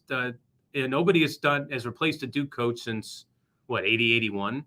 To be there for so long, it really is incredible. And a succession plan probably is the right way to do it. I believe North Carolina did the same for Dean Smith with Bill Guthrie. And I know that they did that. I believe that that's how they did that. And they were able to hold it together. Then they had Matt Doherty come in, really hot start, and then things really faded. And then Roy came in and reestablished North Carolina as a dominant blue blood powers. They're now back in the Final Four. It's hard to say. I never doubt anybody. He certainly knows Duke. He certainly has been by Coach K's side for a long time. So if anybody knows what it takes to win at Duke, what it takes to recruit at Duke, and what they want to stand for as a program, he knows it. So I think that's going to allow the program to at least be able to stay on a good footing. Now, can they retain at the elite level? That will depend on a lot of things. Who he brings into coach, the players he has, how he develops himself as a head coach. Remember, he's got to take the reins for them. That's going to be something that I think is really critical. So a lot of it is wait and see. And that's not doubting or having anything to say against John. He has a wonderful basketball resume. But certainly there is a lot for him to prove in a really, really, really, I could say really 20 times, really difficult situation to take over for one of the legends of basketball and coaching. And I wish him the best of luck. And again, another Chicago guy getting a major opportunity, Chicago area guy getting a major opportunity to make it on the highest level. But he has the knowledge and the training. Now it's time to see what he does with it. Last moment or two, heading down the home stretch with WGN-TV sports producer Larry Howley, right here on Second City Sports. We're live in the 11 color on Sports Zone Chicago. Sid, Lakeena here with you. Larry, baseball is going to start next week. It should have started yesterday, but the powers that be decided to play games off the field instead of on the field. But opening day is going to start next week for the Cubs next Thursday, of course. This time next week, the White Sox will start their season in Detroit. Of course, the White Sox made some news today. They traded Craig Kimbrell to the Los Angeles Dodgers for right fielder A.J. Pollock, and they come to an agreement with Lucas Giolito avoiding arbitration 1 year over $7.5 million. Give us your prediction about our Chicago baseball teams this year, first starting with the White Sox. Well, I think the Sox will win the AL Central, but I think the Twins and the Tigers are coming. So they've got to really be prepared, I think, to do with what they can. I think they're going to have to be savvy in moves they make. Like today, I think the Pollock pickup is really good. I think you get a Gold Glove first outfielder. Only issue is going to be is has only played in left field 6 games. He has mainly been a center fielder. That's where he won his Golden Glove in 2015 with the Diamondbacks. I would assume and fairly assume he can transition to right field, where he'll platoon at least for the moment for Andrew Vaughn. It seems like Vaughn's making some better progress, so he may be ready for opening day. I like the deal. You get rid of Kimbrel, who just was not going to work in that situation. He is a closer. It's not going to work. It's just not going to work in that situation. Great pitcher, not an 8th inning guy, but they get an outfielder who I think can contribute right away. You got the job done there. I think I really think that the White Sox will make additions to this team via trade sometime around the deadline. And I think that they'll still be in the 90 to 97 win range. And a lot's going to depend on how they perform in the playoffs, how those guys like Eloy, Luis Robert, Yohan Moncada, and their pitching staff, of course, and the starters really perform once they get to the playoffs. They'll be in the playoffs. I see a range of 90 to 97 wins with probably a mid-season major acquisition or two made at that point. As far as the Cubs go, if everything breaks right, maybe they're competitive in a division that could have a winner around 90 wins. Realistically, and we heard the news of Wade Miley today, I guess he's having a little bit of elbow trouble, so he'll be sidelined for about a week to a week and a half.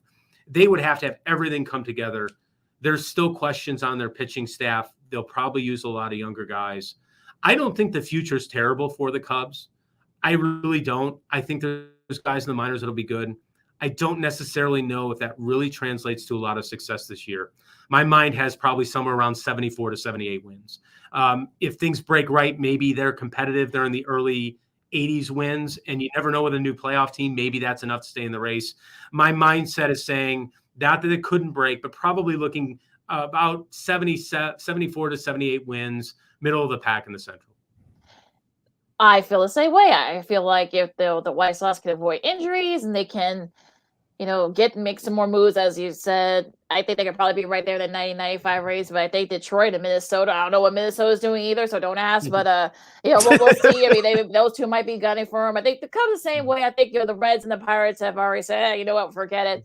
And I think they could be right. They can finish third, and you know what, it'll be fun if they finish near 500. Yeah. All right. Yeah, and I think I think that would be good. I think if they were to finish near 84 wins, extra playoff team, you never know. I mean, you never rule anything out, especially with an extra playoff team.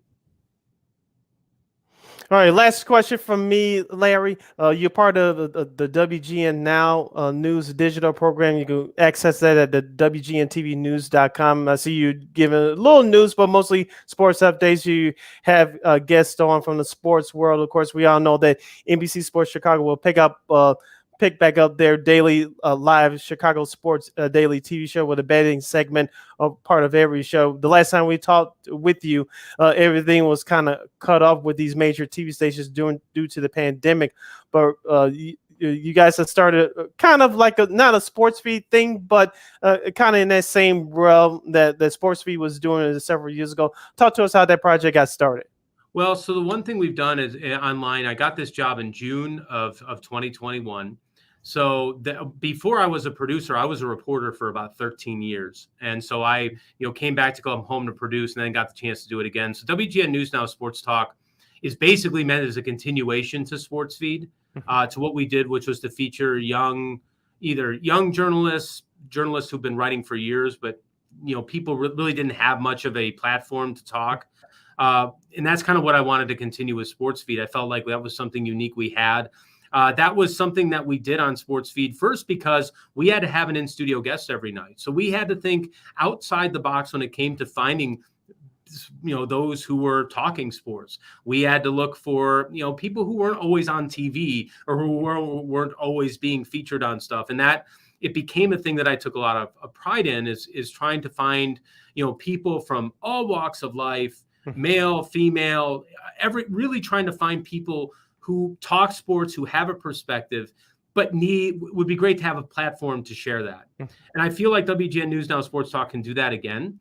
And I feel like it can give a chance for a lot of people to discuss what they see. as we've talked about over the past 2 years, how important it is for perspective, representation, and having the opportunity to hear from a number of different voices so people can get a number of different opinions. And I really wanted this WGN News Now Sports Talk to be that, and to be the continuation of what we did on Sports Feed for 4.5 years. Kind of ramping it up. I've taken kind of a slow approach to it. So I'm trying to do right now 2 to 3 a week. My dream would actually be to have a like talk show similar to what we're doing here. And that might be in the works maybe sometime over the summer. But again, there are so many people who have unique ideas in sports. There's so much, and I'd like to find and give a chance to give a voice to people like that. Obviously Twitter, YouTube give people all sorts of voices, but would love to do it on the WGN platform. And it's a chance just for me to get to meet new people and get a chance to hear what they have to say, how they may see something different, see what they do differently. I enjoy that from a personal perspective. So I'm hoping that we can continue this on, and it will continue for years to come. Love it. You can check it out on WGN Now. Also, too, his great work on WGN, the main WGN network, Channel 9 here in Chicago. So, Larry, this was great fun as always. Where can people find you on social media? So I'm on Twitter at Hawley Sports. That's HAWLEY Sports, all one word. Instagram at LHawley80. So LHAWLEY 80. And then my Facebook's open. It's just Larry Hawley. So if you want to come find me on Facebook, it's right there. And he's a big craft beer guy too. We remember that from the last interview. Yes, it is. Yeah, and they're going to stop making Sox Golden Ale. I know, I saw that. They stopped making it. That was a great beer. Goose did a really good job with that beer. That's the perfect ballpark beer because it's light. It's not too much to it. Because I eat a ton of ball games, so I like to have light beer. Everywhere else, hey, I enjoy a heavy beer, but I'm kind of sad Sox Golden Ale is going away. That was a really good beer. Yeah, now with the Goose Island sponsorship going away, now it's Miller Lite in the right field for this upcoming season. Yeah, that's a shame, but it still should be fun. That's the weather starts to turn, and hopefully it'll be a great start to both of our Chicago baseball teams, but particularly the White Sox. So you're surely a White Sox fan, so I care more about them more than anything else. Larry, thank you very much for taking time of your busy schedule to join us here today on Sports Zone Chicago, Second City Sports. Continue the great work and good luck with the new program. Hopefully we have you on again sometime in the beginning of the summer. Okay. Appreciate it as always. Anytime, please give me a call. Appreciate it. Thanks, Larry. Thank you. Stay safe. No, thank you. Take care. All right. All right. That was WGN Sports producer, WGN News Now host Larry Hawley. Said we got to stretch here because yes, we do. Yes, we do. Get a little tight. We got to do our 2-2 break. A lot to do coming up. Still a major milestone for the Blackhawks. Unfortunately, they were at the wrong end of that last night in their game. Shocking. I know. Sid and I get our predictions for the Final Four and to a whole lot more. I got the World Cup, draw just finished up. So still a lot to do. Still a lot to talk about. We got some sports media news. I'm sure Sid's got a couple of things here for sports media news coming up. So lots of work to do these last few minutes, but we're going to take a little quick break, for a little bit. And with Sydney Brown, I'm Lakeena McGee. This is Sports Zone Chicago, and this is Second City Sports. AutomotiveMap.com presents the Sports Flash on the Sports Zone Chicago.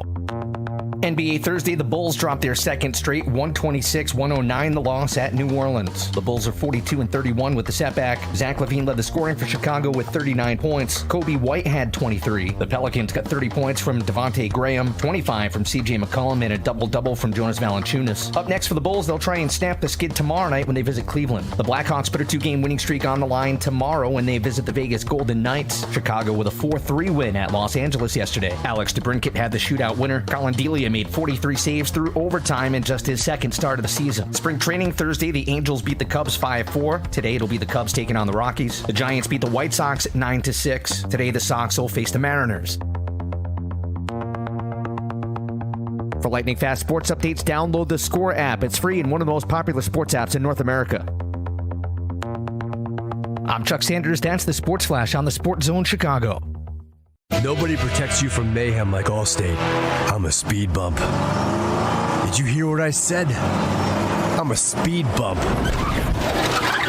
And if you have cut rate car insurance, the cost to reattach your muffler could really be a bump in the road. So switch to Allstate, save money, and be better protected from mayhem, like me. Based on coverage and limits selected, subject to terms, conditions, and availability. In most states, prices vary based on how you buy. Allstate Bar and Casualty Insurance Company and affiliates, Northbrook, Illinois. Have you wanted to speak a new language but thought it'd be too difficult or take too much time? Then try Babbel. In just 15 minutes a day, Babbel teaches you conversations that you will actually use.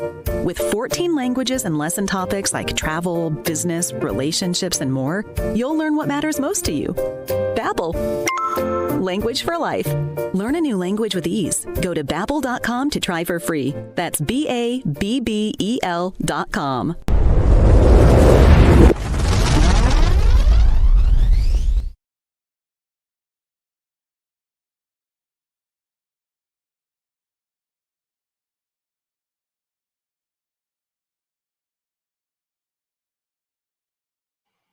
Welcome back to the Friday edition of Second City Sports. We're live in living color, the first show for us for the month of April, right here on Sports Zone Chicago. Sid and Lakeena here with you for the last 15 minutes or so left in the program for today.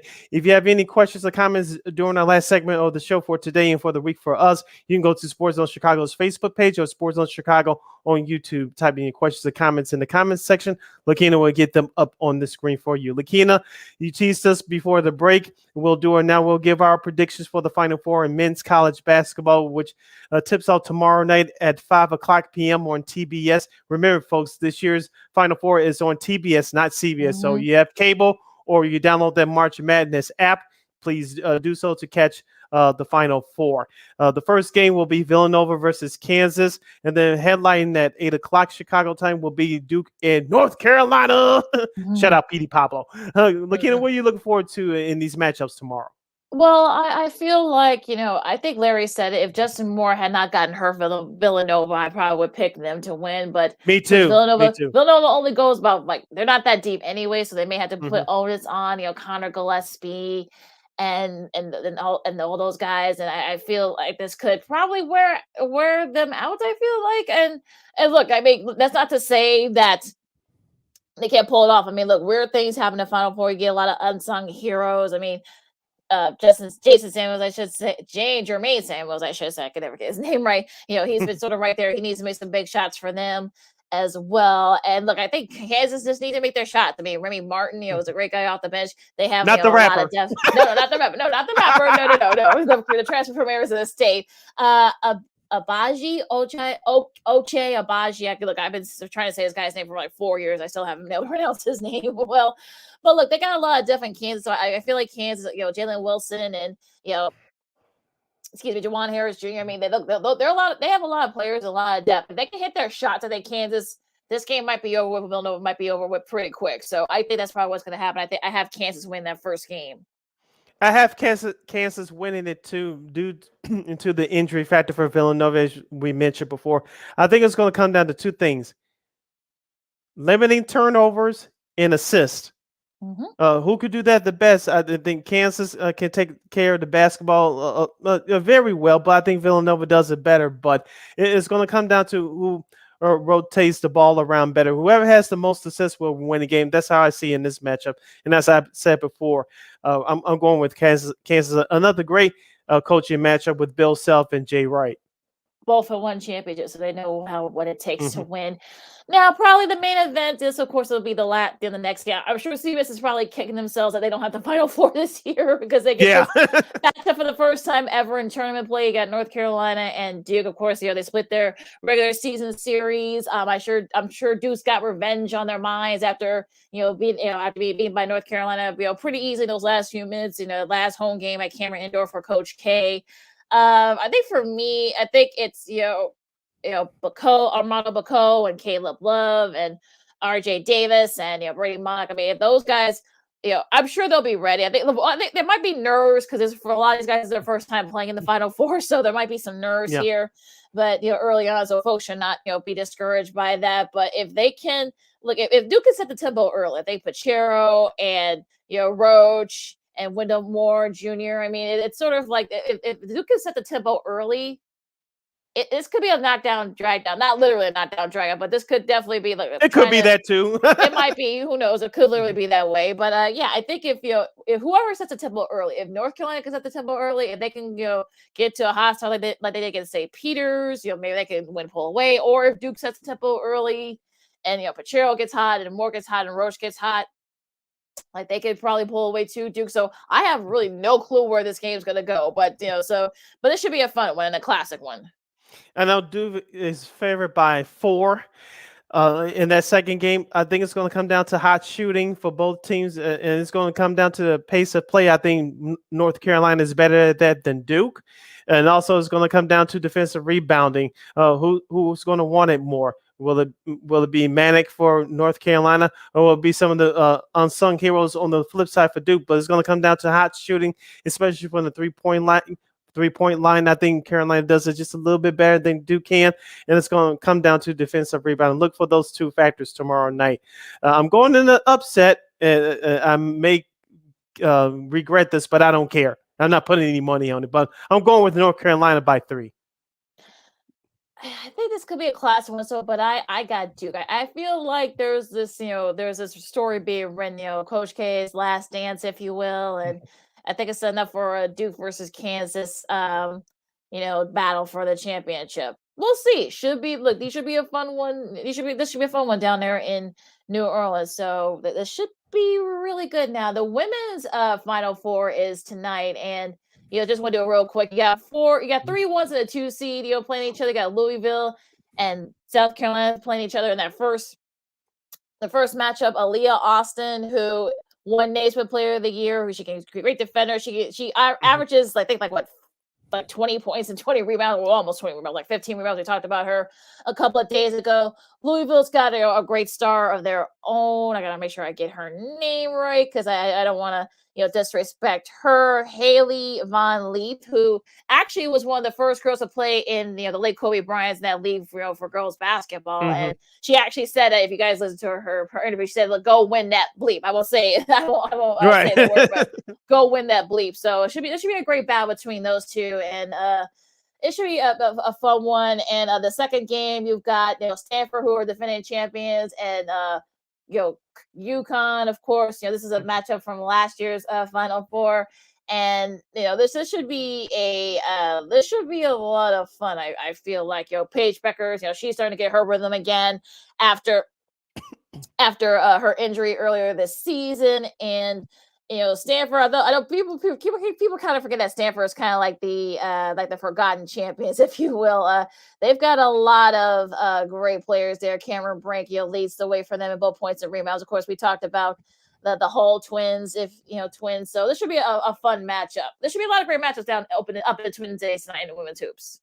Yeah, I smell North Carolina UConn final on Sunday night. I don't know about you, but I smell a UConn South Carolina final. I can see that, but again, I mean, it should look at this. This is probably the 4 best teams. I think UConn's playing well at the right time. I think they lost one of their ladies too to injury, so that might play a factor too. But should be a fun one too. But yeah, I can see that. I mean, South Carolina. I got South Carolina and Stanford. I think we're gonna get a kind of a matchup there from earlier this season, but we'll see. You're listening to Second City Sports, live and in living color, the Friday edition, right here on Sports Zone Chicago, the first show in the month of April for us. I'm Sidney Brown along with Lakeena McGee. We still have a few minutes left to close out the show. Lakeena, let's go back to the world of baseball. Remember, I brought this up during one of the games I went to last year, Lakeena, the fans not knowing the call, the replays from the umpires. Now you have it in the NHL, and you have it in the NFL.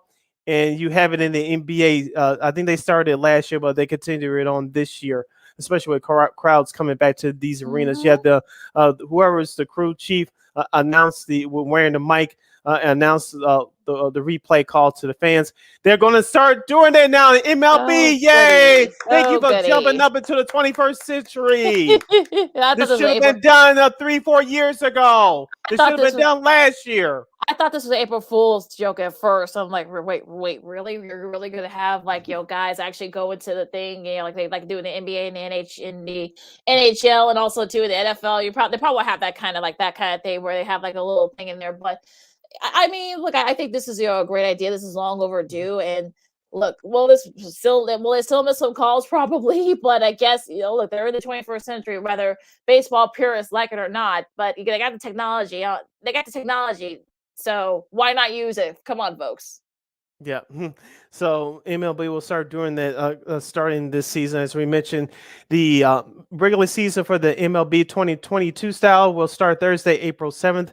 Of course, the Cubs will host the Brewers opening day on that date. And then the following day, around this time next week, Lakeena, when we do our Friday show, the White Sox will take on the Tigers in the city of Detroit. Tim Anderson will miss the first 2 games of that series due to a suspension that was upheld for him on the playoffs from the last time these two teams played in Detroit in the month of September of last season. So Tim Anderson will miss the first 2 games starting next week, but he'll be eligible to make his debut next Sunday in Detroit before they come home to host the Seattle Mariners on April 12th for the Sox home opener. Lakeena, I love his thought process. So look, I don't care about the Tigers. I don't care about Tigers fans. Oh my goodness, but it's hilarious. But yeah, I mean, it was 3. We got reduced to 2. So okay, he'll miss the first series against Detroit. Okay, yippee, whoop-de-doo. He'll be back. Yeah. What were your thoughts about the White Sox trade from earlier today? I was about to ask you. You read my mind. But yeah, I look. They needed outfield help. They needed more depth. He got that. His injuries, though, Pollock, I mean, when he's not hurt, I'll say that he's one of the best, all around like outfilders in the league. I think his OPS was like right up there, like last year, like in the top 5. So he was, fully healthy last year. And look, that they need that for the White Sox now. Unfortunately, I thought of our buddy Jordan Lazowski, who was very lobbying for Michael Conforto. I know you were too. So this will put a kibosh on that. But look, they get a lot of depth in the outfield, which is what they need. And look, you got a guy that can hit and be a utility guy, so you got that guy. And look, the Dodgers are getting another closer, because remember, Joe Kelly is actually now with the White Sox now, so they get a little payback there, and they get a proven closer, so with experience. So both teams got what they wanted. Yeah, and also and don't forget Kenley Jansen, who used to close for the Dodgers, is now the member of the Atlanta Braves. So this works out well for Dave Roberts and crew out there in Los Angeles. So we'll see what happens with the Dodger Blue Nation with that team. But bringing it back home to Chicago, the White Sox, like you said, they give them much depth. Okay, like I said, if Michael Conforto was signed here, fine, but I wasn't treating him like he was the savior, like many other Sox fans did on White Sox Twitter. Like I said, this gives them much depth. Now you still need like Larry said in our interview in our last segment, the White Sox still need a backup catcher, and they still need another starter. Yeah, and they'll probably come at the trade deadline. I know Sean Manaea is still rumored to be traded to the Sox, as Oakland is still continuing their fire sale. So we'll see what happens with that. But the White Sox still need one more starter, especially after what happened to Michael Kopech yesterday. He looked okay, but with the injury history with the White Sox, especially what they dealt with last year, it seems like everybody was the next man up mentality after someone went down. I don't know if they're going to have the same luck this year when it comes to injuries, but they still need another frontline starter. Yeah, I think that's definitely what. And we'll see. Like I said, I think Rick Hahn, look, you should trust Rick Hahn. He knows what he's doing. So I think they'll probably get somebody at the trade deadline to add more depth to that. And like I said, they need another starter. So we'll see if they can, do just that. And, as for the Cubs, I know about the Wade Miley injury. So hopefully it's not serious and that it doesn't. He may miss like maybe a few weeks and that's it. Because if you're the Cubs, you want to try at least sort of like stay in 3rd place, and be right there, try to get to 500. I think you're going to need Wade Miley to kind of go, because you need to eat up innings. So hopefully, he'll be back. And let's see what Marcus Stroman does for the Cubs as well. Remember, they signed him to a 3-year deal during the offseason. He's been looking great so far in spring training. The question is, Kyle Hendricks, will we see the old Kyle Hendricks, or will this bad trending Kyle Hendricks, as we've seen over the last couple of years, continue? Like I said, we'll get more in depth into that on our show on Monday as we do our baseball preview. But the Cubs, it looks like once again, they started pitching will probably be their strength, but where are you going to get the offense from? Yeah, it's going to be interesting too. We'll see what happens there. And really quick, I know soccer is not your thing, Sid, but the World Cup draw was just announced, and the U.S., who qualified for the first time in like 8 years, They're in a pretty manageable group. They get England, Iran, I should say, and also the winner of Ukraine, Scotland, and Wales. Whoever comes out of that part. So that should be an interesting group. They're in a pretty manageable group, I would say.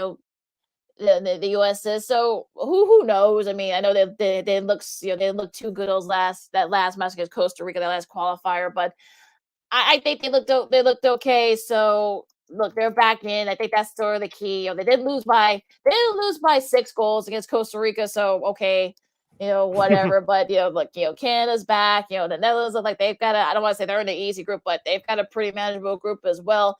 Belgium, it looks like Group E might be the kind of group of death. Spain and Germany and Japan, and I think there's some other other spots haven't been decided yet. But remember, folks, it's in November. The World Cup is. I still have my issues with it being with Carter. That's that's a whole other issue. But we'll go on, Sid. All right, couple minutes left right here on Second City Sports Live in 11 color, right here on Sports Zone Chicago. Sid Lakeena here with you. We'd like to congratulate Jonathan Toews, aka Captain Serious of the Chicago Blackhawks, as we talked that hockey for about less than 60 seconds. Jonathan Toews played in his 1,000th career game in a Hawks sweater last night as they lose to the Florida Panthers 4-0. The Hawks will honor Jonathan Toews this coming Sunday night in their next game at home against the Dallas Stars. Dallas is trying to secure a playoff spot in that tough Western Conference. Lakeena, Jonathan Toews, 3-time Stanley Cup champion. He has a gold medal from the Olympics in Canada in 2010. I know people are going to talk about Patrick Kane going down as the greatest Blackhawk ever. Many people may not put Jonathan Toews in that same class. I know partially due to the various injuries he had, especially early in his career and lately too. But this is one of the best leaders in hockey in his generation. Definitely up there. Definitely the most accomplished.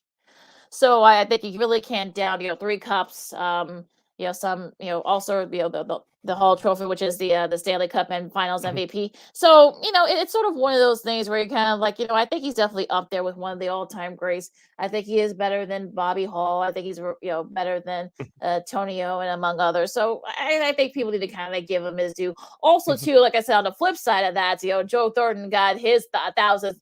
Got his skating his 1,000th win. So it's sort of crazy how all that works. Carry beard and all.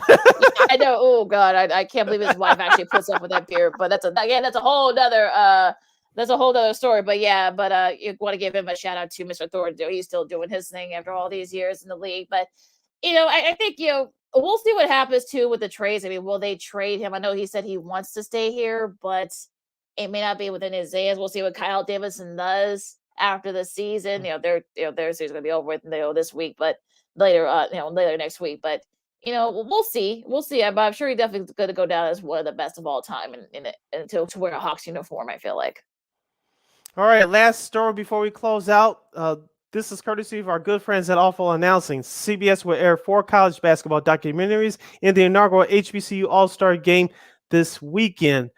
While the Final Four in the NCAA Tournament Men's Basketball Championship broadcast on TBS this weekend, Turner's tournament partners at CBS airing plenty of college basketball content this weekend.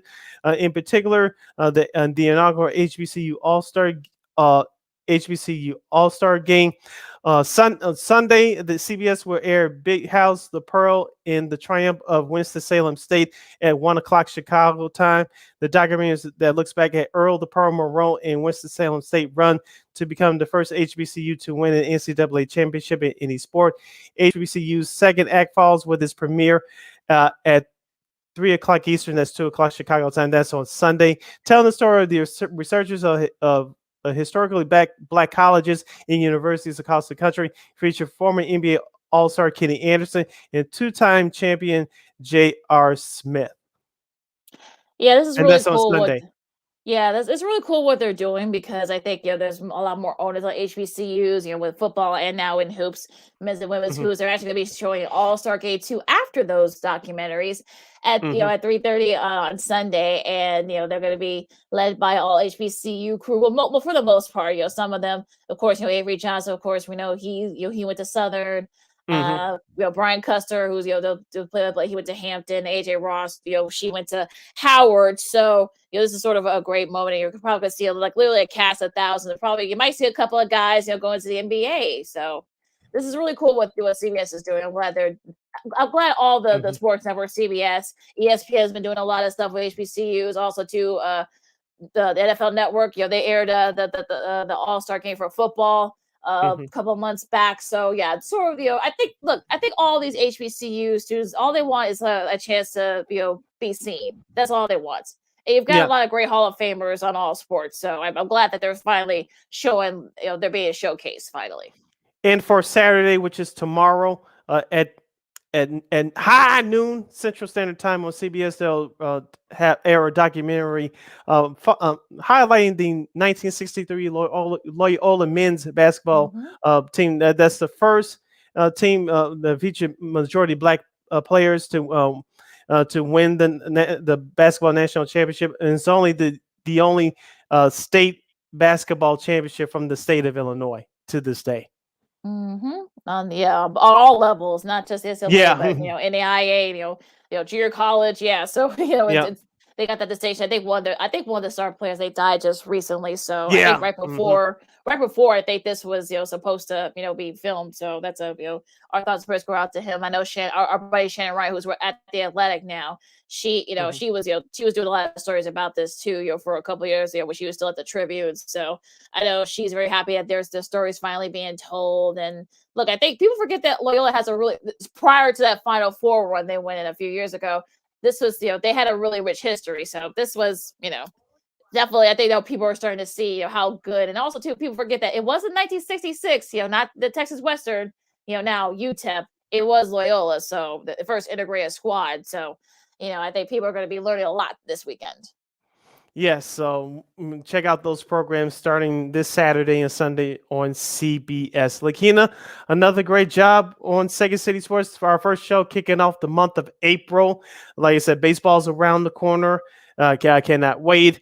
This weekend is filled with action. You have the Bulls on Saturday. You have the Final Four on Saturday, and spring training is winding down. So we're just getting started here in the world of sports. So a whole lot of stuff wrapping up. You got the college hoop season wrapping up on the men's and women's side. You got the NBA starting to wrap up their season. You got some big games this weekend. So look, a lot to do still. You got the Masters coming up next weekend. So a lot. These last couple of weeks in the spring, a lot of sports coming up. So should be a lot of fun. With that said, you can follow me at Keena McGee on the Twitter and at Keena_McGee on the IG. You can follow yours truly, Sydney Brown, on the Twitter and the IG at SidKid80. Once again, it's SidKid80. That's SIDKID80. SIDKID80. Make sure you download that Sports Zone Chicago app wherever you get your apps. Make sure you follow Sports Zone Chicago on all social media platforms: Facebook, Twitter, Instagram, and YouTube. Make sure you catch the podcast, Second City Sports, at War on Anchor. We are available on all podcast platforms, including the iHeartRadio app. And make sure you follow War Media at WAR Media on Facebook, Twitter, Instagram, and YouTube. And thank you very much in advance for your support. Like, share, subscribe, and tell your friends. And make sure you catch Second City Sports every Monday, every Friday from noon to 2 p.m. Central Standard Time right here on Sports Zone Chicago. One more again, as you young folks would say. Catch Second City Sports every Monday, every Friday, noon to 2 p.m. Central Standard Time right here on Sports Zone Chicago. All right, folks, for Sid, I'm Lakeena. This is Second City Sports on Sports Zone Chicago. If you're not going to get vaccinated, wear your mask and wash your hands and be good to each other and enjoy all the great games coming up this weekend. And we'll see you Monday. We're going to talk some baseball. Yay! Go Bulls. Holla!